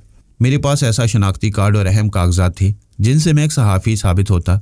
मैं शाम को चमन पहुंचा। एक रात वहां गुजारकर सरहद पार जाना चाहता था। बाज़ारों और होटलों में कई अफ़गानी नजर आए। मैंने किसी न किसी अफ़गानी के करीब रहने की कोशिश की ताकि उनकी बातों से अफ़गानिस्तान के मौजूदा हालात मालूम होते रहें। मैं माजी में अफ़गानिस्तान जाकर वहाँ तवील अरसे तक रह चुका था और वहाँ की मुकामी ज़ुबान अच्छी तरह समझता और बोलता भी था। मैंने कई अफ़गानियों को तालिबान के ख़िलाफ़ बोलते सुना था। जब से तालिबान मुख्तलिफ शहरों और चौकियों पर कब्ज़ा जमा रहे थे और मुखालफिन को पसपा होने पर मजबूर कर रहे थे, तब से वारदात करने वाले अफ़गानियों को चोरी और स्मगलिंग का मौका नहीं मिल रहा था। पहले वो चमन में वारदात करते थे, फिर चोरी का सामान अफ़गानिस्तान की सरहदी चौकी बोलाक के रास्ते कंधार ले जाते। लेकिन अब इस रास्ते की तमाम चौकियों पर तालिबान का कब्ज़ा था। वो चोरी करने वालों के हाथ काट देते, इसलिए बाज़ अफ़गानी तालिबान के ख़िलाफ़ जहर उगलते रहते थे। 2 अफ़गानियों के ख्यालात पढ़कर पता चला कि वो अफ़गानिस्तान की एक सरहद से दूसरी सरहद पार कराने वाले एजेंट हैं। अक्सर पाकिस्तानी बेरोज़गारी से तंग आकर उज़्बेकिस्तान और ताजिकिस्तान वगैरह जाकर अपनी किस्मत आजमाते हैं। वो पाकिस्तान से कुछ माल ले जाकर उन ममालिक में फ़रोख्त करते हैं और उन ममालिक से माल लाकर पाकिस्तान में मुनाफा हासिल करते थे। कुछ ऐसे भी थे जो वहाँ जाकर मुलाजमत हासिल करना चाहते थे। अफ़गानी एजेंट ऐसे पाकिस्तानियों को उनकी मंजिल मकसूद तक पहुँचाते थे। मैं जिन अफ़गानी एजेंटों के ख्यालात पढ़ चुका था वो वारदात करने वालों में से थे। उन्होंने कोयटा से एक पजेरो और 2 लैंड क्रूज़र गाड़ियाँ चुराई थीं। इन्हें चमन लाकर एक जगह छुपाया। उनके एक साथी ने पाकिस्तानी मुसाफिरों से मामला तय किए। उन पाकिस्तानियों में 2 जवान औरतें और 5 जवान मर्द थे। उनसे कहा गया था कि उन्हें जिन गाड़ियों में ले जाया जाएगा वो गाड़ियाँ उनके ही नाम होंगी। एक जवान ने पूछा, हमारे नाम क्यों होंगी? एजेंट ने कहा, इसलिए कि हमारे नाम होंगी तो तालिबान यकीन नहीं करेंगे कि हम वो गाड़ियाँ खरीद कर लाए हैं। वो इन्हें चोरी का माल समझकर हमसे छीन लेंगे और सजाएं भी देंगे, जबकि हमने गाड़ियाँ चुराई नहीं हैं, खरीदी हैं। वह जवान पाकिस्तान के मुख्तलिफ इलाकों से आए थे। 2 दिन से चमन के एक सराय में पड़े हुए थे। उनमें से एक के साथ उनकी जवान बहन थी और दूसरे के साथ उसकी महबूबा। उन सब ने आपस में मशवरा किया कि इन एजेंट्स की बात मान ली जाए, गाड़ियों के कागजात अपने नाम करा लिए जाएं, वरना माकूल एजेंट्स के इंतज़ार में वहीं पड़े रह जाएंगे। उसी वक्त मैंने एक एजेंट के पास आकर कहा, सराय के मालिक ने बताया कि तुम यहाँ से उज़्बेकिस्तान पहुँचाते हो, मैं भी जाना चाहता हूँ।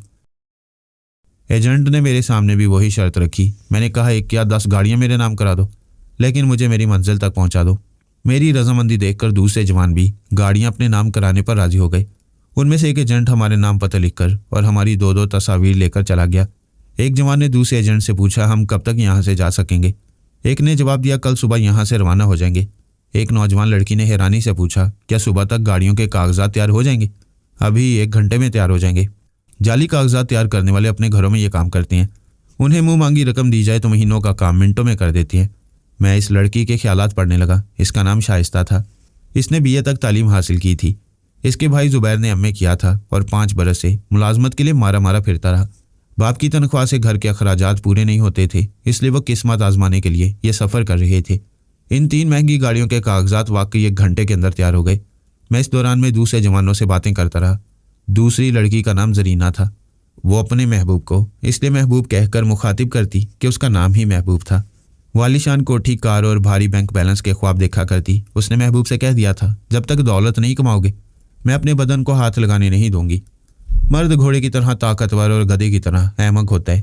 वह 3 वक्त की रोटियों पर सब्र शुक्र से गुजारा करने वाली किसी औरत का बदन हासिल कर सकता है, लेकिन हमाकत यह है कि जो हासिल ना हो वही औरत बहुत कीमती और पुरकशिश लगती है। महबूब के लिए भी सिर्फ जरीना में कशिश थी, इसलिए वह दौलत कमाने निकल पड़ा। जरीना ने सुना था कि उज़्बेकिस्तान में हीरे और कीमती पत्थर निस्बतन कम कीमत पर मिलते हैं। अगर उन्हें स्मगल करके पाकिस्तान लाया जाए तो वो रातों रात अमीर हो जाएगी। ऐशो इशरत से भरपूर जिंदगी के ख्वाब वो बाकी 3 जवान भी देख रहे थे। इनमें से एक का नाम सरफराज, दूसरे का नाम रब नवाज और तीसरे का नाम इरफान था। इरफान को डींगे मारने की आदत थी। वो गुज़िश्ता 2 दिन से अपनी जहानत और दलेरी के वाक़यात सुना रहा था। ये कह रहा था कि ताजिकिस्तान पहुंचकर ऐसा हाथ मारेगा कि दौलत उसके कदमों में चली आएगी। जरीना उसकी बातें सुनकर मुतासिर हो गई थी। इरफान ने मुझसे पूछा, क्यों मिस्टर, तुम्हारा क्या चक्कर है? इतना लंबा सफ़र किस लिए कर रहे हो? मैंने कहा, मैं एक ज्वेलर हूँ, हीरे जवाहरात से खेलता हूँ। जरीना ने चौंक कर मुझे देखा, फिर बेयकीनी से कहा, इतने बड़ी जौहरी हो तो तुम्हें बाय एयर सफ़र करना चाहिए। त्यारे के ज़रिए सफ़र करूँगा तो कीमती हीरे स्मगल नहीं कर सकूँगा। ज़मीनी रास्ते से स्मगलिंग आसान होती है। उसने मुझे दिलचस्पी से देखा, फिर सर झुकाकर सोचने लगी, ये बहुत काम का आदमी है, मैं भी इसके ताउन से हीरे स्मगल कर सकूंगी। सरफराज ने मुझे घूर कर देखा, फिर कहा, तुम स्मगलिंग की बात यूं कर रहे हो जैसे ये कोई जुर्म नहीं है। अगर किसी ने मुखबरी कर दी तो कुछ नहीं होगा। मैं जब भी यहाँ से जाता हूँ डंके की चोट पर स्मगलिंग का जिक्र करता हूँ ताकि मेरे सामान की तलाशी ली जाए। चेक पोस्ट पर तलाशी ली जाती है लेकिन हीरे उन्हें नज़र नहीं आते जबकि मेरे पास होते हैं। क्या तुम कोई जादू जानते हो? जादू तो नहीं, अलबत्ता नज़रबंदी का अमल जानता हूँ। ये नज़रबंदी का अमल क्या होता है? मैं अमल करूँगा तो तुम्हें सामने वाली चीज़ नज़र नहीं आएगी। क्या तुम पर अमल करूँ? हाँ करो। मैं समझना चाहूँगा कि आंखें खुली रखने के बावजूद सामने वाली चीज़ नज़र क्यों नहीं आएगी। मैंने कहा, रब नवाज, तुम सरफराज के सामने एक कागज़ पर कोई एक हिंदसा लिखो, फिर सब देखेंगे कि सरफराज को वो हिंदसा नज़र नहीं आएगा। ये कहकर मैंने सरफराज के दिमाग पर कब्जा जमाया। उसे सब कुछ नज़र आ रहा था, लेकिन जब रब नवाज ने कागज़ पर 7 लिखा तो उसके दिमाग ने मेरी मर्ज़ी के मुताबिक 3 समझा। उसने ज़ुबान से कहा 3। सब हंसने लगे। जरीना ने कहा, यह 3 नहीं 7 है। मैंने उसके दिमाग को समझाया कि उसके सामने से कागज़ हटा लिया गया है। रब नवाज ने कहा, फिर एक बार अच्छी तरह पढ़ो। सरफराज ने कहा, मुझे उल्लू ना बनाओ, तुमने मेरे सामने से कागज़ हटा लिया है। सबने हैरानी से उसे देखा। शाइस्ता ने कहा, पहले तो मैं समझ रही थी कि सरफराज को नज़र आ रहा है, लेकिन ये मजाक करने के लिए गलत पड़ रहा है। सरफराज, अच्छी तरह देखो, कागज़ तुम्हारे सामने है और इस पर 7 लिखा हुआ है। वो अच्छी तरह देखने के लिए दोनों हाथों से अपनी आंखें मलने लगा। मैंने उसके दिमाग को आज़ाद छोड़ दिया। उसने कागज़ और साथ के हिंदसे को देखा, फिर मुझे हैरानी से देखने लगा। मैंने पूछा, अब मालूम हुआ कि नज़रबंदी का अमल क्या होता है? उसने कहा, मान गया, तुम्हारे अमल ने सामने की चीज़ को देखने ही नहीं दिया। एक स्मगलर के पास नज़रबंदी का इल्म हो तो वह एक सुई से लेकर तोप, टैंक और मिसाइल तक स्मगल कर सकता है। जरीना महबूब के पास से उठकर मेरे पास एक कुर्सी पर बैठ गई, फिर बोली, तुम बड़े बाकमाल हो, लाखों करोड़ों डॉलर के हीरे स्मगल करते होगे और किसी भी चेक पोस्ट पर तुम्हें कोई पकड़ नहीं पाता होगा। मैंने अभी हाल ही में नज़रबंदी का अमल सीखा है, उज़्बेकिस्तान के 2 फेरे लगाए हैं और 50 करोड़ रुपए के हीरे हासिल किए हैं। 50 करोड़ रुपए? जरीना के ऊपर की सांस ऊपर ही रह गई। मैंने कहा, सांस लो वरना ऊपर पहुंच जाओगी। वो जल्दी से सांस लेते हुए बोली, मैं अभी इसी मकसद से जा रही हूँ, क्या मेरी मदद करोगे? सॉरी, मैं किसी को राजदार या अपना बिजनेस पार्टनर नहीं बनाता, मुझसे कोई तवक्को ना रखना। मैं अपनी जगह से उठकर बोला, हमें सोना चाहिए क्योंकि सुबह यहाँ से रवाना होना है। मैं सोने के लिए बाहर जा रहा हूँ। मेरी अटैची यहाँ कमरे में रहेगी, ये मुकफ़ल नहीं है, आप में से कोई भी इसे खोल कर देख सकता है। मैं पाकिस्तान से जो माल उज़्बेकिस्तान ले जा रहा हूँ वो इसके अंदर है, लेकिन किसी को नज़र नहीं आएगा। मैं सोने के लिए बाहर एक चारपाई पर आ गया। आराम से लेटकर टेलीपैथी की आंखों से देखा। कमरे के अंदर वो सब मेरी अटैची के पास आ गए और इसे खोलकर अंदर की एक एक चीज़ निकाल कर देख रहे थे। सिर्फ शाइस्ता दूर अपनी चारपाई पर बैठी हुई थी। वह सर झुकाए सोच रही थी, या खुदा, मैं दौलत नहीं चाहती, मुझे और भाईजान को इतना दे कि हम अम्मी अब्बू और छोटे बहन भाइयों की ज़रूरतें पूरी कर सके। हम तेरे बंदे हैं, तुझसे इतना मांगने का हक रखती हैं। मैंने आंखें बंद कर ली, फिर दिमाग को हदायत देकर गहरी नींद सो गया। उस रात जरीना को नींद नहीं आई। वह सारी रात करवटें बदलती रही और कभी चारपाई से उठकर टहलती रही। महबूब ने अपनी चारपाई से लेटे ही लेटे उसे देखा, फिर कहा, रात के 2 बज रहे हैं, सो जाओ, वो नज़रबंदी का अमल करने वाला तुम्हें खास नहीं डालेगा। वो गुस्से से बोली, बकवास मत करो, तुम उसे रकीब समझकर मुझे ताने दे रहे हो। तुम्हारी हरकतें बता रही हैं कि तुम उसे मेरा रकीब बना रही हो। तुम मेरे पास बैठी हुई थी, 50 करोड़ रुपए की बात सुनते ही उठकर उसके पास चली गई। एक तो तुमने मेरी इंसल्ट की, फिर सबके सामने उसने तुम्हें खरा सा जवाब दे दिया। तुम्हारी क्या इज्जत रह गई? मैं हार मानने वाली नहीं हूँ। तुम देखोगे, उज़्बेकिस्तान पहुँचने तक मैं उसे इस बात पर आमादा कर लूँगी कि वो मेरे हीरे भी अपने पास छुपा कर रखे ताकि मुझे गिरफ्तारी का खतरा ना हो। जो अपनी तरफ मायल ना होता हो उसे मायल करने के लिए हुस्न शबाब का भी चारा डालना पड़ता है। तुम मेरे किरदार पर हमला कर रहे हो। शादी से पहले तुम्हारा ये रवैया और ऐसे गिरे हुए ख्यालात हैं, पता नहीं शादी के बाद क्या करोगे। मेरे चाल चलन पर शुबा करके मुझे बदनाम करते रहोगे। आज से पहले ना तुम्हारा रवैया तब्दील हुआ और ना ही मेरे अंदर बेएतमादी पैदा हुई थी। जरीना, ज़रा संजीदगी से सोचो, दौलत की हवस हमारी मोहब्बत को मार डालेगी। अभी वक्त है, हम वापस जा सकती हैं। अपने मुल्क में इज्जत की रोज़ी हासिल कर सकती हैं। मैं कोई पागल की बच्ची नहीं हूँ कि सामने हीरे मोती नजर आ रहे हों और मैं उन्हें कंकर पत्थर समझकर वापस चली जाऊँ। महबूब ने उसे नागवारी से देखा, फिर दूसरी तरफ मुंह करके सोने की कोशिश करने लगा। दूसरे कमरे में सरफराज, रब नवाज और इरफान अपनी अपनी चारपाई पर थे। रब नवाज सो रहा था लेकिन वो दोनों जाग रहे थे। मेरी अटैची उनके सामान के साथ रखी हुई थी। इरफान ने इसे देखकर कहा, इसमें स्मगलिंग का कोई सामान नहीं है, अगर होता तो हम में से किसी न किसी को कुछ तो नजर आता। सरफराज ने कहा, नज़रबंदी का अमल ऐसा ही होता है, हम सबको देखते हैं, सिर्फ वो चीज़ नहीं देख सकते जिस पर नज़रबंदी का अमल किया गया हो। इस अटैची में ऐसी क्या चीज़ हो सकती है जो हमें नज़र नहीं आ रही है? कोई ऐसी वैसी चीज़ ज़रूर है जिसे वो ले जाकर लाखों रुपए कमाएगा। हम कल उसे पूछेंगे, वो चाहे तो नज़रबंदी का अमल ख़त्म करके अटैची में छुपी हुई कीमती चीज़ दिखा सकते हैं। रब नवाज ने आंखें खोलकर पूछा, क्या तुम दोनों तमाम रात इस अटैची को तकते रहोगे? कल दिन के वक्त ऊँघते हुए सफ़र करोगे? खुदा के वास्ते सो जाओ, मुझे भी सोने दो। इरफान ने उठकर लाइट बुझा दी। कमरे में अंधेरा छा गया। वो सुबह 10 बजे सरहद पार करके अफगानिस्तान की पहली चौकी बौलाक पहुंच गए। मैं एक पजारो ड्राइव कर रहा था। मेरे साथ एक एजेंट बैठा हुआ था। पिछली सीट पर शाइस्ता अपने भाई जुबैर के साथ थी। दूसरी गाड़ी में जरीना, महबूब और दूसरा एजेंट थे। तीसरी गाड़ी को सरफराज ड्राइव कर रहा था। उसके साथ रब नवाज और इरफान बैठे हुए थे। दोनों एजेंटों ने हमें बता दिया था कि तालिबान के फतह किए हुए इलाकों से गुजरते वक्त इस्लामी अहकामात पर सख्ती से अमल किया जाए। शाइस्ता और जरीना ने अपने पूरे जिस्म को चादर से ढांप लिया। सर और चेहरे को भी इस तरह छुपाया था कि सिर्फ आंखें दिखाई देती थीं। तमाम बालगों के लिए दाढ़ी रखना लाजमी था। हमारे दोनों एजेंटों की दाढ़ियां थीं। चेक पोस्ट पर तालिबान ने हमारे सफ़ा चट चेहरों को देखकर नागवारी से मुंह बनाया। एक एजेंट ने कहा, अगर ये लोग अफगानिस्तान में क्याम करने आते तो ज़रूर दाढ़ी रखते, लेकिन ये उज़्बेकिस्तान जा रहे हैं।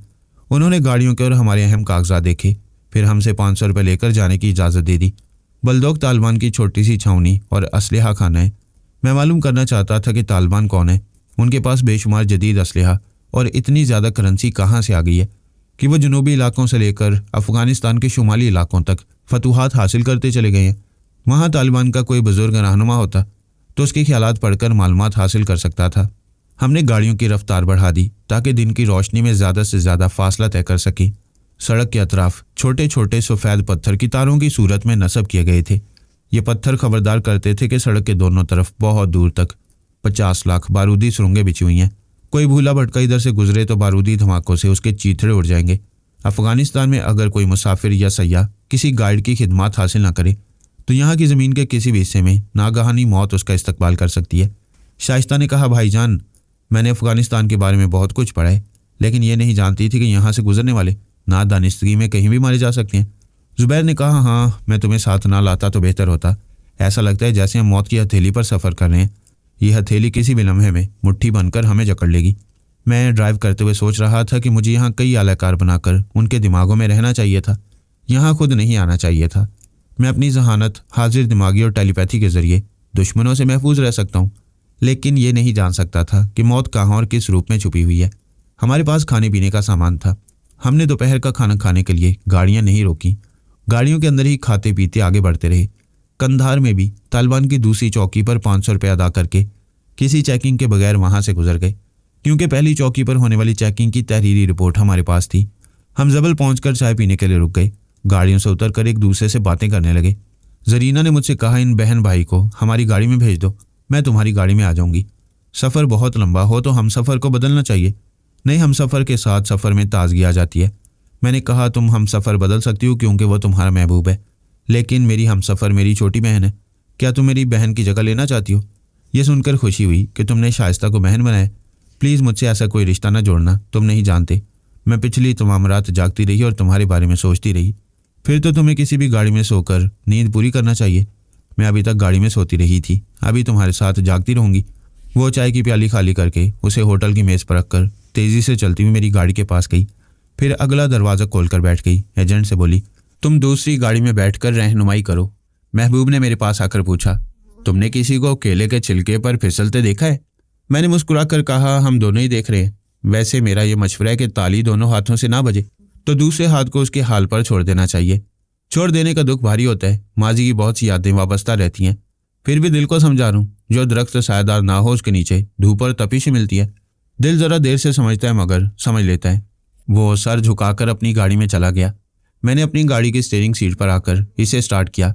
फिर 3 गाड़ियों का काफिला अगली मंजिल की तरफ चल पड़ा। जरीना ने पूछा, महबूब क्या कह रहा था? महबूब कोई भी हो मोहब्बत की जुबान बोलता है। मैं जानती हूँ।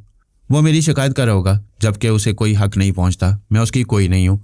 वो यूं ही कहता फिर रहा है कि हमारी शादी होने वाली है। मैं उसके दिमाग में पहुंचा। वो मेरी मर्जी के मुताबिक बोली, वैसे वो दुरुस्त कहता है, मैं भी उसकी दीवानी हूँ।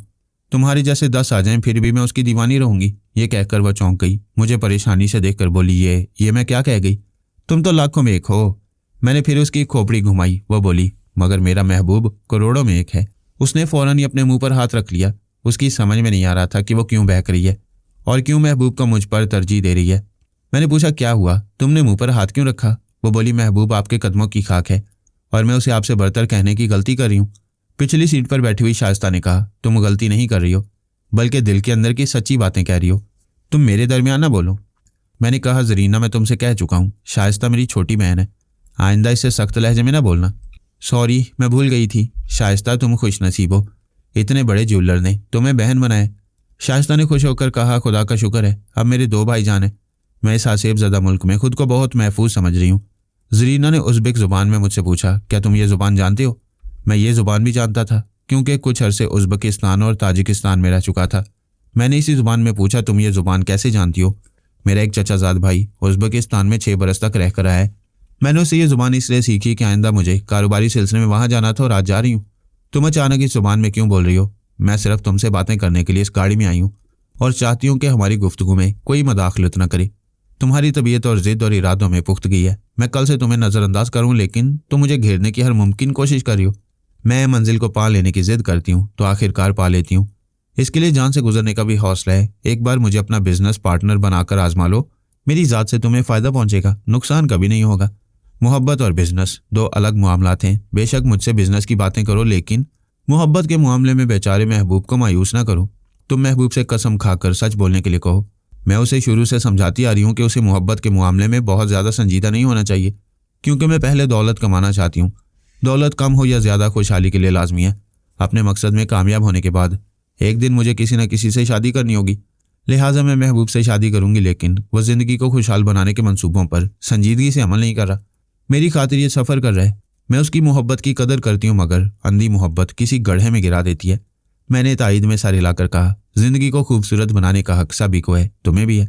तुम्हारे अज़ाइम बुलंद हैं। अगर तुम महबूब की मोहब्बत का जवाब मोहब्बत से देती रहोगी तो मैं तुम्हारे हीरे स्मगल करूंगा और पाकिस्तान वापस जाकर वो हीरे तुम्हारे हवाले कर दूंगा। वो खुश होकर बोली, क्या तुम सच कह रहे हो? मैं इसलिए सच बोल रहा हूँ ताकि तुम महबूब से वफा करो। मैं तमाम उम्र उसे वफा करूंगी, लेकिन तुम ये सब कुछ महबूब के लिए क्यों कर रहे हो? मैं सच्ची मोहब्बत करने वालों की कदर करता हूँ। मैंने तेजी से गाड़ी आगे बढ़ाकर दूसरी गाड़ी के बराबर चलते हुए कहा, रब नवाज 1 मिनट के लिए गाड़ी रोको। जरीना अपने महबूब के पास जाना चाहती है। दोनों गाड़ियां रुक गईं। जरीना मेरी गाड़ी से उतरकर दूसरी गाड़ी की पिछली सीट पर महबूब के पास जाकर बैठ गई। तीसरी गाड़ी भी रुक गई। एक एजेंट ने कहा, आगे गजनी है, हमें उसी रास्ते से सीधे बदख्शां जाना चाहिए, लेकिन तालिबान के इलाकों से गुजरना मुनासिब नहीं है। एक तो हर चौकी पर तुम्हें महसूल अदा करना होगा, फिर यह कि कुछ सरफिरे तालिबान ये इल्ज़ाम दे सकती हैं कि हम इन 2 जवान औरतों को अगवा करके ले जा रहे हैं, या फिर ये औरतें ही गलत हैं, अपना घर छोड़कर अपनी मर्जी से हमारे साथ पता नहीं कहाँ जा रही हैं। दूसरे एजेंट ने कहा, मुख्तसर ये कि हम रास्ता बदल कर तालिबान से कतराते हुए पख्तीका के रास्ते से जाएंगे। मैं इन दोनों एजेंटों के ख्यालात पढ़ चुका था। वो आगे जाकर हमें धोखा देने वाले हैं। वह दरअसल गाइड नहीं थे, तरह तरह से वारदात करके रकमें हासिल करते। सरफराज ने कहा, हम यहाँ के रास्तों से वाकिफ नहीं हैं। तुम जिस रास्ते को महफूज समझते हो, हम तुम्हारे साथ उसी रास्ते पर चलेंगे। तीनों गाड़ियां चल पड़ी। आगे दोराहे पर एजेंटों ने एक रास्ते को छोड़ दिया, हमें दूसरे रास्ते पर ले जाने लगे। पख्तीका से आगे पख्तीका का इलाका है। वहां पहुंचते पहुंचते रात हो गई।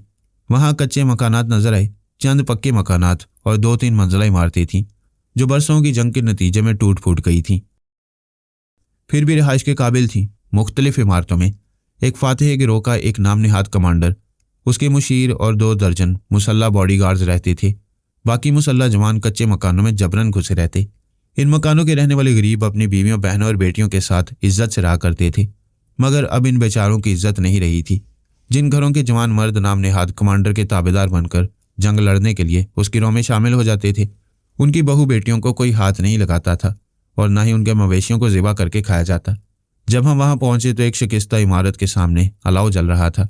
एक मुसल्लम बकरा भूना जा रहा था। 3 औरतें और 4 मर्द दफ और रुबाब के सुर ताल पर रक्स कर रहे थे। नाम निहाद कमांडर अपने साथियों के साथ शराब पी रहा था। हमारी रहनुमाई करने वाले एजेंटों ने मोबाइल फ़ोन के जरिए कमांडर को इतला दे दी थी कि वो एक पजेरो और 2 लैंड क्रूज़र के अलावा 8 मुसाफिरों को ला रहे हैं। उनमें 2 जवान और हसीन औरतें हैं। इन मुसाफिरों के पास अच्छी खासी रकम भी है। जब हमारी गाड़ियां कमांडर के करीब पहुंची तो नाच गाना रुक गया। हम सब गाड़ियों से उतर गए। एजेंटों ने कमांडर से हमारा तारुफ करवाया। कमांडर बैठा रहा। उसने हमसे मुसाफिया करना ज़रूरी नहीं समझा। वो बार बार शाइस्ता और जरीना की तरफ देखता रहा। वो चादरों में छुपी हुई थी। उसने एक एजेंट से कहा, इन औरतों से कहो ये तालिबान का इलाका नहीं है, ये चादरें उतार कर फेंक दी। एजेंट ने महबूब और जुबैर से कहा, अपनी औरतों से चादरें उतारने को कहो। जुबैर ने कहा, यह मेरी बहन है, मैं इसे यहाँ बेपर्दा नहीं करूँगा।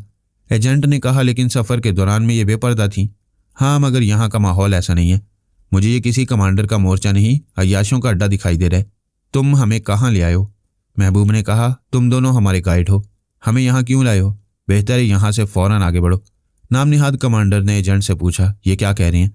ये दोनों औरतें बेपर्दा नहीं होंगी। इनके साथियों ने समझ लिया है कि ये लोग यहाँ महफूज नहीं रहेंगे, इसलिए जाना चाहते हैं। कमांडर और उसके हमनशी कह लगाने लगे। फिर कमांडर ने कहा, इनका सामान गाड़ियों से निकाल कर लाओ और देखो कि इनमें हमारे मतलब की कितनी चीज़ें हैं, और इन सब की तलाशी लो। जितनी रकम निकले मेरे सामने लाकर रख दो। उसके मुसल्ला बॉडी गार्ड्स हुक्म की तामील करने लगे। गाड़ियों से हम सबका सामान कमांडर के सामने लाकर चेक करने लगे। कमांडर को जो कीमती चीज़ें पसंद आ रही थीं उन्हें अपने कदमों के पास लाकर रखने का हुक्म दे रहा था। फिर हम सब के लिबास की तलाशी ली गई। हमारे पास डॉलर्स की सूरत में बड़े बड़े नोट थे। मैं खामोशी से तमाशा देख रहा था। सरफराज ने एक एजेंट से कहा, तुमने हमें धोखा दिया, क्या तुम्हें खुदा का खौफ नहीं है? एजेंट ने कहा, तुम्हें जो कहना है कमांडर से कहो, यह मुझ पर मेहरबान है। मेरी तीनों गाड़ियाँ मुझसे छीनना नहीं चाहता है। सिर्फ एक गाड़ी मुझसे लेगा और $1000 देगा, ये हमारे लिए बहुत है। हम बाकी 2 गाड़ियां आगे ले जाकर फरोख्त कर देंगे, तुम लोग यहीं रहोगे। नाम निहाद कमांडर ने अपनी जगह से उठकर कहा, तुम लोगों ने इन मर्दों की तलाशी ली, मैं इन औरतों की तलाशी लूंगा। वो पहले शाइस्ता की तरफ बढ़ रहा था। शाइस्ता खौफ से चीखते हुए मेरे पास आई। मैंने उसके सर पर हाथ रखते हुए कहा, घबराओ नहीं, खामोश खड़ी रहो। वो बोली, आपने मुझे बहन कहा है, खुदा के लिए मुझे बचाएं। तुम महफूज हो, मेरी हदायत पर अमल करो, बिल्कुल खामोश रहो। मैंने नज़रबंदी का अमल किया है, तुम इसे नज़र नहीं आ रही। कमांडर शाइस्ता की तरफ बढ़ते बढ़ते ठिठक गया। मैंने उसके दिमाग पर कब्जा जमा लिया था, वो उसे नजर नहीं आ रही थी। उसने अपने साथियों की तरफ देखते हुए चीख कर पूछा, वो जो यहाँ खड़ी हुई थी अचानक कहाँ गायब हो गई है? एक मुशीर ने कहा, वो गायब नहीं हुई है, तुम्हारे सामने खड़ी है। नाम निहाद कमांडर ने दोनों हाथ बढ़ाकर शाइस्ता को टटोल कर उसकी मौजूदगी को समझना चाहा। मैं उसे शाइस्ता के दाएं बाएं और आगे पीछे भटकाने लगा। वो एक अंधे की तरह हाथ से टटोल टटोल कर कहने लगा, नहीं है, वो नहीं है, मैं अंधा नहीं हूँ, खुली आंखों से देख रहा हूँ। उसने एजेंट से पूछा, क्या वो जादू जानती है? एजेंट ने कहा, शायद जानती होगी। इन लोगों से मेरी सिर्फ 2 दिन की जान पहचान है, मगर ताजुब है, हमें तो यह नजर आ रही है। नाम निहाद कमांडर ने जरीना की तरफ देखा। जरीना ने सहम कर मुझे देखा। मैंने कहा, शाइस्ता की तरह बिल्कुल खामोश खड़ी रहो। कमांडर उसकी तरफ बढ़ते बढ़ते फिर चौंक गया। जरीना भी उसे नजर नहीं आ रही थी। वो चीख कर बोला, देखो ये भी गायब हो गई। मैं उसे जरीना के बीच चारों तरफ भटकाने लगा। एक मुशीर कह रहा था, कमांडर तुम्हें क्या हो गया है? जो औरत सामने है वो तुम्हें नजर नहीं आ रही? देखो मैं तुम्हें पकड़ कर दिखाता हूँ। वो मुशीर जैसे ही आगे बढ़ा, मैंने उसे लड़खड़ाते हुए कदमों के साथ जमीन पर औंधे मुंह गिरा दिया। कमांडर ने अपने लिबास से एक टीटी निकालकर सरफराज से कहा, तुम सब जादूगर हो, मैं किसी को जिंदा नहीं छोड़ूंगा। उसने एक फायर किया। दूसरे लफ्जों में मैंने उसके दिमाग में बैठकर गोली चलाई। सरफराज के पीछे जरा फासले पर एक मुसल्ला गार्ड खड़ा हुआ था। गोली उसे लगी। वो चीख मारकर जमीन पर गिरा, फिर जमीन का ही होकर रह गया। कमांडर ने दूसरा, फिर तीसरा और फिर चौथा फायर किया। फायरिंग के नतीजे में उसके मुसल्ला गार्ड्स मरते गए। बाकी गार्ड्स अपनी सलामती के लिए इधर उधर भागते हुए कहने लगे, हमारा कमांडर कुछ पागल हो गया है, यह शराब में कुछ मिला हुआ है। वह थोड़ी सी पीकर बहकने लगा है। वह मुशीर जो औंधे मुंह जमीन पर गिरा हुआ था, उसने उठते ही कमांडर को गोली मार दी। नाम निहाद कमांडर के मरते ही थोड़ी देर के लिए खामोशी छा गई। उसके मुसल्ला गार्ड्स मुशीर को घूर कर देखते हुए, उसे गन पॉइंट पर रखते हुए उसकी तरफ बढ़ने लगे। मुशीर ने बेबाकी से कहा, देखो मुझ पर गोलियां चलाने से पहले समझो कि मैंने अपनी और तुम सबकी जान बचाई है। मैं उसे ना मारता तो यह हम सबको मार डालता। दूसरे मुशीर ने कहा, तुम कमांडर को जख्मी कर सकते थे, उसके हाथ से हथियार गिरा सकते थे। हमारे असूलों और कवानीन के मुताबिक इसके बाद तुम कमांडर बनने वाले थे और तुम्हें ही बनना चाहिए, लेकिन उससे पहले तुम कातिल बन चुके हो। कत्ल के बदले तुम्हें कत्ल किया जाएगा तो तुम कमांडर बनने की हसरत लिए दुनिया से चले जाओगे। एक नौजवान गार्ड ने कहा, इसे दीवार के पास खड़ा किया जाए, फिर हम सब इस पर गोलियां चलाएंगे। मैं उसके दिमाग के अंदर पहुंचा। उसने गन सीधी करते हुए कहा, हम ऐसे गोलियां चलाएंगे। ये कहते ही वो तड़ातड़ फायर करने लगा। हम सब दीवारों और बड़े पत्थरों के पीछे छुप गए।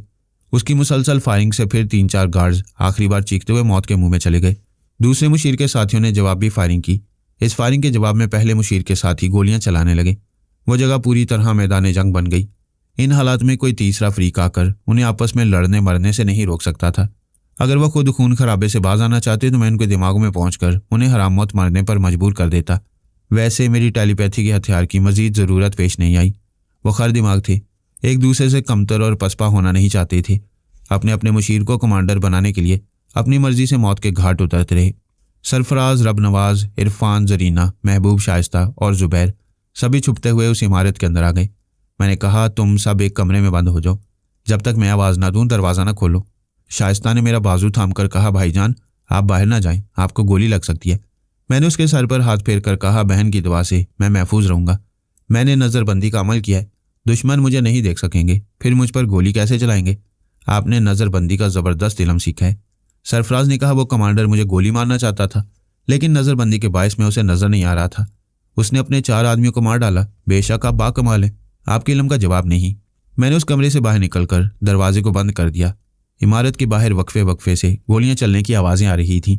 वह ठहर ठहर कर एक दूसरे को गालियां भी दे रहे थे और एक दूसरे को हथियार फेंक कर सामने आने के लिए भी कह रहे थे। मुझे एक शख्स के हाँफने और कराहने की आवाज़ सुनाई दी। मैं दबे कदमों चलता हुआ एक राहदारी के मोड़ पर आया। एक शख्स के बाजू और सीने से खून बह रहा था। उसके पास टीटी और कलाशनकोफ जैसे हथियार थे। वह एक तरफ टीटी का रुख करके धमकियां दे रहा था, खबरदार कोई करीब ना आए वरना गोली मार दूंगा। मैंने दीवार की आड़ से देखा, 2 आदमियों ने एक हसीन औरत को जकड़ रखा था। एक शख्स ने कहा, हथियार फेंक दो, समरीना तुम्हें नहीं मिलेगी। कमांडर इसके साथ रात गुजारने वाला था, वो तो मर गया। अब जो नया कमांडर होगा हम उसके अहकामात की पाबंदी करेंगे। समरीना ने कहा, इस मुल्क में खूबसूरत और जवान होना बहुत बड़ी बदकिस्मती है। इसने मुझे मेरे घर से उठवाया, वो नहीं रहा तो कोई दूसरा आएगा। तुम भी मेरी हवस में यहाँ तक आए और अब गोलियां खाकर दम तोड़ रहे हो। जख्मी ने कराहते हुए कहा, मैं तुम्हें हासिल करने के काबिल नहीं रहा। मेरा दम निकलने से पहले एक बार मेरे पास आ जाओ।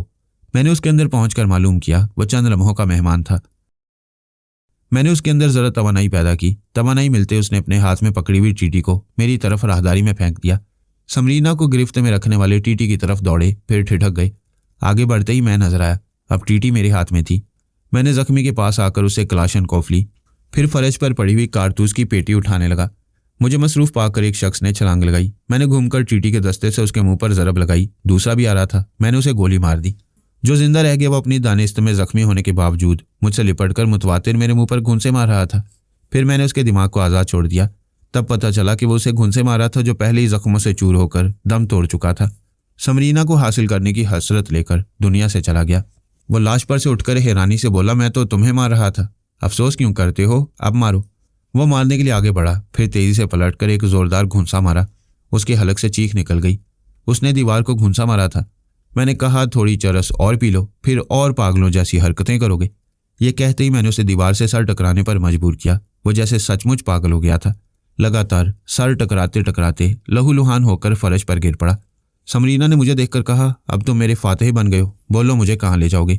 मैं एक मुसाफिर हूँ, मेरे और भी साथी हैं। हमारे साथ 2 औरतें भी हैं, तुम उनके साथ महफूज रहोगी, मेरे साथ आओ। वो मेरे साथ चलते हुए बोली, जो भी मर्द मुझे देखता है पका हुआ फल कहता है, मगर मैं कड़वा फल हूँ। मुझे हाथ लगाने की ख्वाहिश करने वाले किसी न किसी तरह मारे जाते हैं। कमांडर मारा गया और तुम्हारे सामने अभी वो तीनों भी जहन्नुम में पहुंच गए हैं। मैं तुम्हें ना हाथ लगाऊंगा और ना जहन्नुम में जाऊंगा, तुम इत्मीनान रखो। हम चलते चलते रुक गए। दौड़ते हुए कदमों की आवाज़ें सुनाई दे रही थीं। फिर किसी ने कहा, समरीना ऊपरी मंजिल में नहीं है, नीचे किसी कमरे में होगी। मैं बोलने वाले के अंदर पहुंच गया। वो 2 मुसल्लह साथियों के साथ था और उस कमरे की तरफ बढ़ रहा था जहां मेरे तमाम हमसफर छुपे हुए थे। उसके एक साथी ने दरवाजे को ठोकर मारकर कहा, समरीना हम जानते हैं तुम यहाँ छुपी हुई हो, दरवाज़ा खोलो। कमरे के अंदर मेरे हमसफर सहमे हुए थे। समरीना ने जहरीली मुस्कुराहट से कहा, अब वो लोग तुम्हें गोली मारकर मुझे जीत कर ले जाएंगे। पता नहीं ये खेल कब तक जारी रहेगा। मुझे अपने साथियों की फिक्र थी। मैंने दरवाजे पर ठोकर मारने वाले के दिमाग पर कब्जा जमाया। उसने पलटकर अचानक अपने दोनों साथियों पर गोलियां चलाईं। वो कभी सोच भी नहीं सकते थे कि अपना ही साथी जान का दुश्मन बन जाएगा। वो अपना बचाव भी ना कर सके। गोलियां खाते ही उनके हथियार हाथ से छूट गए। हथियार के साथ वो भी फर्श पर गिरे, फिर तड़प तड़प कर ठंडे पड़ गए। मैं समरीना के साथ दीवार की आड़ में था। वो उन दोनों को मरते हुए ना देख सकी। अब वहां एक ही रह गया था।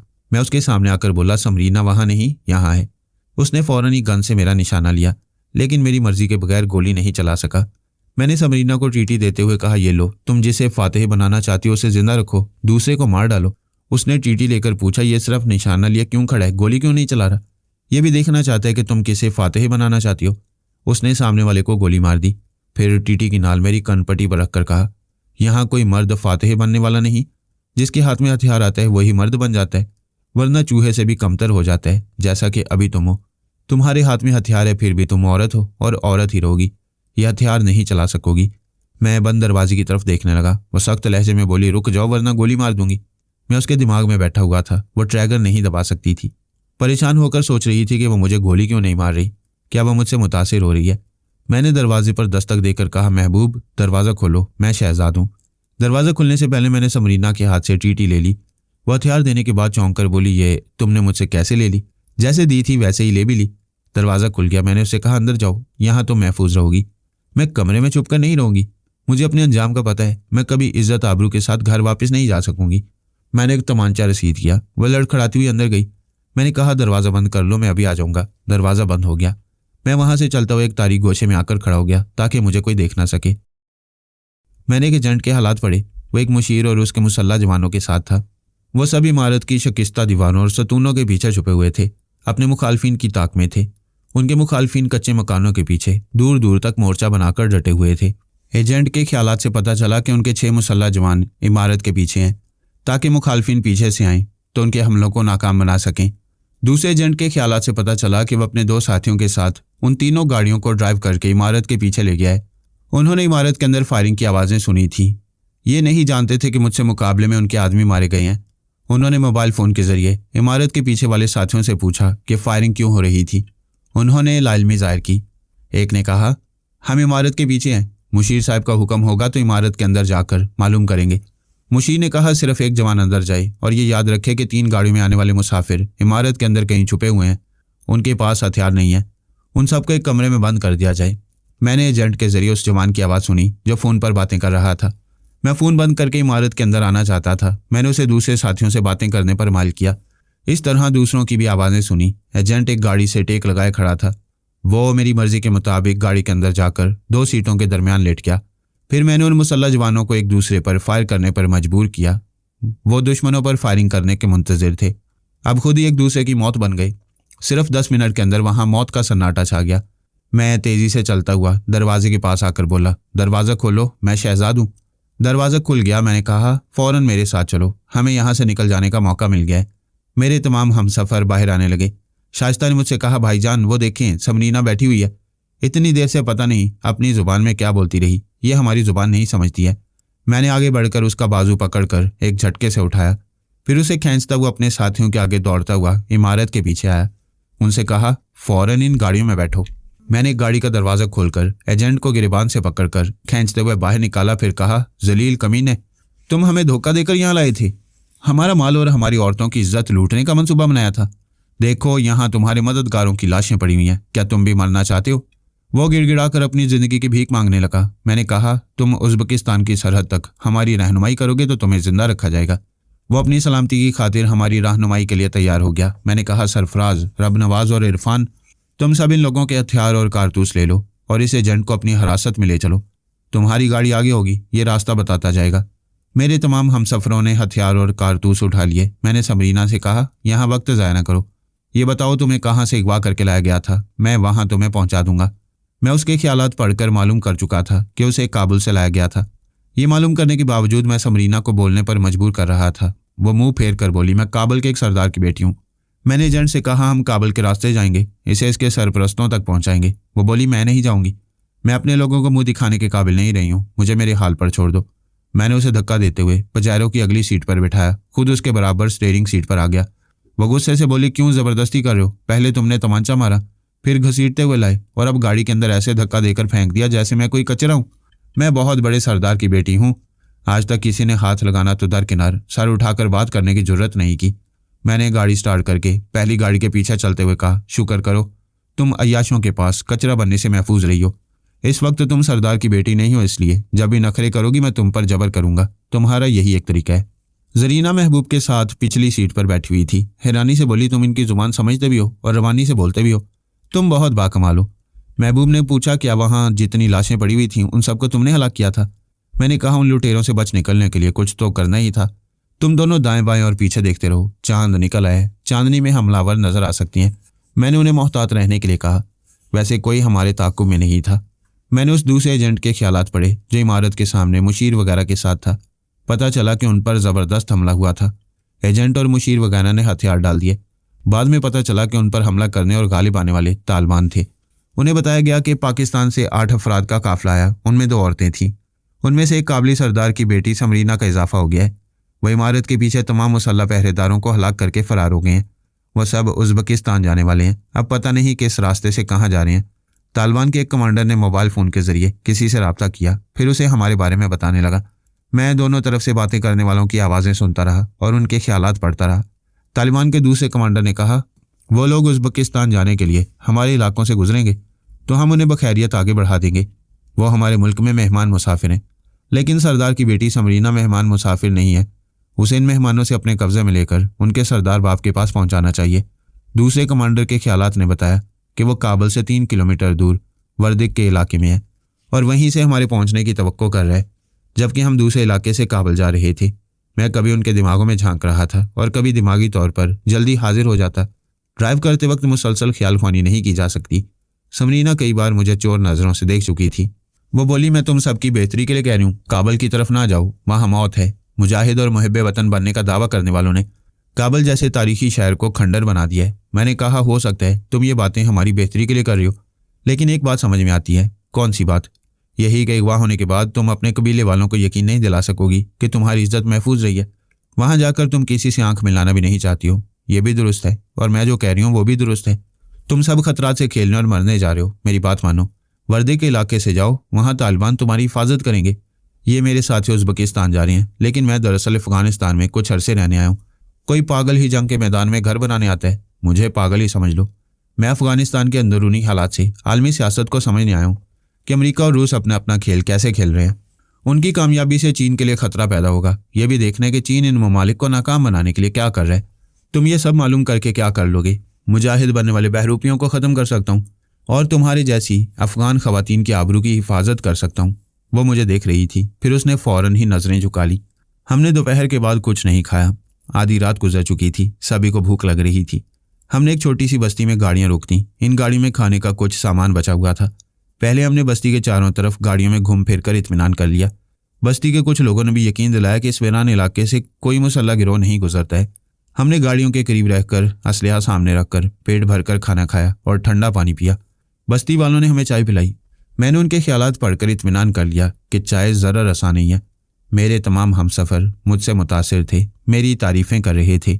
जरीना ने कहा, तुम जौहरी हो। मैंने किसी ज्वेलर को जंगजू सिपाहियों की तरह लड़ते नहीं देखा। सरफराज ने कहा, ताजुब है। हम सब एक कमरे में बंद रहे और तुम तन्हा दुश्मनों से लड़ते रहे। बाखुदा अगर तुम ना होते तो हम अब तक बेमौत मर चुके होते। मेरी तारीफ़ें न करो। यहाँ के हालात से समझो कि अब तुम लोगों को भी जंगजू बनना पड़ेगा। हमारे पास हथियारों की कमी नहीं है। यह अहद कर लो कि जब मरना ही है तो फिर हम लड़ते लड़ते मरेंगे। इस तरह शायद हम सलामत रह सकें। क्या तुम सब लड़ने मरने के लिए तैयार हो? महबूब ने फौजी अंदाज में एड़ियाँ बजाकर सलूट किया। Yes sir. उसकी इस हरकत पर सभी बेख्तियार हंसने लगे। समरीना हमारी बातें नहीं समझ रही थी मगर हरकतों को समझ रही थी। वह मुस्कुराते हुए चेहरे को चादर से छुपाकर गाड़ी में जाकर बैठ गई। हमारा काफिला अगली मंजिल की तरफ चल पड़ा। समरीना ने कहा, मुझे अजनबियों के दरमियान घबराहट महसूस होती है। अगर तुम मेरी ज़ुबान ना बोलते तो मैं इस काफिले में खुद को कैदी समझती रहती। जिस तरह तुम मुझ पर एतमाद करने लगी हो, क्या काबुल पहुंचकर हम भी तुम पर एतमाद कर सकती हैं और 2-4 घंटे नींद पूरी करके ताज़ा दम हो सकती हैं? क्यों नहीं? मेरे सरदार बाबा शायद मुझे इज़्ज़तदार बेटी की हैसियत से कबूल ना करें, लेकिन तुम्हारी कदर करेंगे और तुम सबको तहफ़्फ़ुज़ देंगे। कम अज़ कम तुम्हारे बाप को तुम पर भरोसा करना चाहिए। तुम्हारे बयान के मुताबिक तुम्हें पाकबाज तस्लीम करना चाहिए। बाबा मुझे बहुत चाहते हैं। वह दिल ही दिल में मुझे पाकबाज तस्लीम करेंगे, लेकिन जब तक उनके बराबर का सरदार मुझे निकाह में कबूल नहीं करेगा, मेरे बाबा की गर्दन शर्म से झुकी रहेगी। फिर तो तुम्हें मायूस नहीं होना चाहिए। तुम इतनी हसीनों के एक नहीं 10 सरदार तुम्हारी तमन्ना करेंगे। उसने बड़ी बड़ी हिरनी जैसी आंखों से मुझे देखा, फिर कहा, सभी मुझे देखकर ललचाते हैं। क्या तुम इंसान नहीं हो? क्या तुम्हारा दिल किसी हसीना के लिए नहीं धड़कता है? मैं उम्र की उस मंजिल पर हूँ जहाँ दिल हवा हवा नहीं अल्लाह अल्लाह करता है और तस्बीह के दाने गिनता रहता है। तुम बूढ़े तो नहीं लगते हो। योगा का माहिर हूँ, इसलिए सेहतमंद बॉडी बिल्डर दिखाई देता हूँ, वरना मेरी उम्र तुमसे दुगनी है। मेरे बेटे तुमसे 2-4 बरस बड़े होंगे। इतना बढ़ चढ़ कर ना बोलो, तुम्हारी बेटियां और वो भी मुझसे बड़े। झूठ इतना बोलो कि मुझसे हजम हो जाए। समरीना, मेरी बात नहीं, अपनी बात करो। तुम्हारे समाज में और तुम्हारे कबीले में तुम्हें कबूल करने का मसला है। तुम अपने बाप के हम पल्ला सरदारों के नाम बताओ, हो सके तो उनसे सामना कराओ। उनमें से जो तुम्हें पसंद होगा मैं उसे तुम्हारी तरफ झुकने पर मजबूर कर दूंगा। उसने मुझे घूर कर देखा, फिर नाराजगी से कहा, मैं तुम्हारा एहसान लेना नहीं चाहती, बेहतर है दूसरी बात करो। मैंने गहरी सांस लेकर कहा, दूसरी बात ही मुनासिब रहेगी। बरसों से अफगानिस्तान का सुहाग उजड़ता आ रहा है। ऐसे में ढोल बाजे और सुहाग के गीत भुला दिए गए हैं। कंवारी लड़कियां सुहागन बनती होंगी मगर बेवा बनते देर नहीं लगती होगी। हम कभी चुप रहे, कभी बोलते रहे। फासले तेजी से कम होते गए। अच्छा खासा वक्त गुजर गया। जब सुबह की हल्की हल्की रोशनी झलकने लगी तो एजेंट ने गाड़ियां रोकने के लिए कहा। हमें बताया कि आगे 10 किलोमीटर के फासले पर काबल है। गाड़ी आहिस्ता चलाई जाए और चारों तरफ नजर रखी जाए, कहीं से भी रॉकेट सनसनाते हुए आ सकते हैं। हम सुस्त रफ्तारी से गाड़ियां ड्राइव करने लगे। दिन की रोशनी अच्छी तरह फैल रही थी। काबल की मस्जिदों के मीनार नजर आ रहे थे। शहर के करीब पहुंचते ही एक लर्जाखेज धमाका सुनाई दिया। फिर आग के शोले आसमान की तरफ लपकते दिखाई दिए। वहां की फिजा धुआं धुआं हो रही थी। हम गाड़ियां रोककर आग और खून का मंजर देखने लगे। पता नहीं कितने बेगुनाह बेमौत मारे गए होंगे। इंसानी जानों की कोई कीमत नहीं रही थी। अशरफुल मखलूकात कहलाने वाले कीड़े मकोड़ों से भी कमतर हो गए थे। एजेंट ने कहा, आगे तो बढ़ना ही होगा, हम दूसरे रास्ते से शहर में दाखिल हो सकते हैं। शाइस्ता और जरीना बुरी तरह सहम गई थी। आगे जाने से इनकार कर रही थी। मैंने जरीना से कहा, आगे हीरे जवाहरात हैं, डरती क्यों हो? वो बोली, मुझे ताने ना दो। हीरे जवाहरात जान से बढ़कर नहीं है। मैं पाकिस्तान वापस जाऊंगी। उसी वक्त एक घुड़सवार दिखाई दिया। वह बहुत दूर धुएं के दबीज बादलों से निकलकर घोड़े को दौड़ाता आ रहा था। फिर 2 घुड़सवार उसके ताक़ुब में नजर आए। उनके साथ 2 जीपें भी थीं। उनमें बैठे हुए मुसल्लह अफराद सबसे आगे वाले घुड़सवार की तरफ गोलियां चला रहे थे और वह जान बचाने के लिए घोड़े को पूरी तेज रफ्तारी से दौड़ाता आ रहा था। मैंने सरफराज और महबूब वगैरह से कहा, अपनी गाड़ियों के पीछे आ जाओ। इस एक घुड़सवार का ताक़ुब करने वालों को निशाने पर रखो। फायरिंग रेंज में आते ही गोलियां चलाना शुरू कर दो। हम सब ने गाड़ियों के पीछे मोर्चा बना लिया। जब वो करीब आने लगे तो समरीना ने चीख कर कहा, बाबा, ये मेरे बाबा हैं, इन्हें दुश्मनों से बचाओ, गोलियां चलाओ, इन कमीनों को यहां से भगाओ। मैंने कहा, फायर। इसके साथ ही हम सब गोलियां चलाने लगे। मेरी फायरिंग से ताक़ुब करने वाले 2 घुड़सवार नीचे गिरे, फिर उठ ना सके। मेरे हमसफर अनाड़ी थे, क्लाशनकोफ चला सकते थे मगर सही निशाना नहीं लगा सकते थे। इतना ही बहुत था कि उनकी फायरिंग के बायस जीप वाले रुक गए थे। अपनी जीप वापस मोड़कर जाना चाहते थे। मैंने गाड़ियों के पहियों को निशाना बनाया। दोनों जीपें यू टर्न लेने से पहले ही बेकार हो गईं। हमारी फायरिंग से सरदार बाबा का घोड़ा बेदक कर लड़खड़ाया, फिर सवार समेत गिर पड़ा। समरीना तमाम तरह एहतियात को बालाए ताक रखकर बाप के पास दौड़ती हुई गई। मैंने जीप वालों पर फायर किया। उनमें से एक को गोली लगी, बाकी भागने लगे क्योंकि मेरे हमसफर मुसलसल फायरिंग कर रहे थे। मैं भी दौड़ता हुआ बूढ़े सरदार के पास आया। उसे कई गोलियां लगी थीं। वो अपने लहू में नहा रहा था। जीदार था, इसलिए जान बचाने के लिए भागता चलाया था। अब उसकी आंखें बंद हो रही थीं। समरीना उसे लिपट कर रो रही थी। बाबा, बाबा, हौसला करो, दुश्मन जा चुके हैं, अभी तुम्हारी मरहम पट्टी हो जाएगी। उसने आंखें खोलकर बेटी को देखा, फिर लरजती हुई आवाज में बोला, मैं कितना बदनसीब हूँ, इतनी बड़ी दुनिया में तुम्हें बेयारो मददगार छोड़कर जा रहा हूँ। आह, मगर खुश नसीब भी हूँ। तुम्हारे वापस आने से अब मेरा सर किसी के सामने नहीं झुकेगा। ऐसा कहते कहते उसने दम तोड़ दिया। समरीना फिर लिपट कर रोने लगी। मैंने अपना हथियार एक तरफ फेंककर सर झुका लिया, दूसरी तरफ मुंह फेर लिया। काबल के एक हिस्से से अभी तक शोले भड़क रहे थे। दूर तक धुआं फैल रहा था। गोलियों और बॉम्ब के धमाकों से ज्यादा दुख पहुंचाने वाली समरीना की सिसकियां हम सबके दिलों में उतर रही थीं।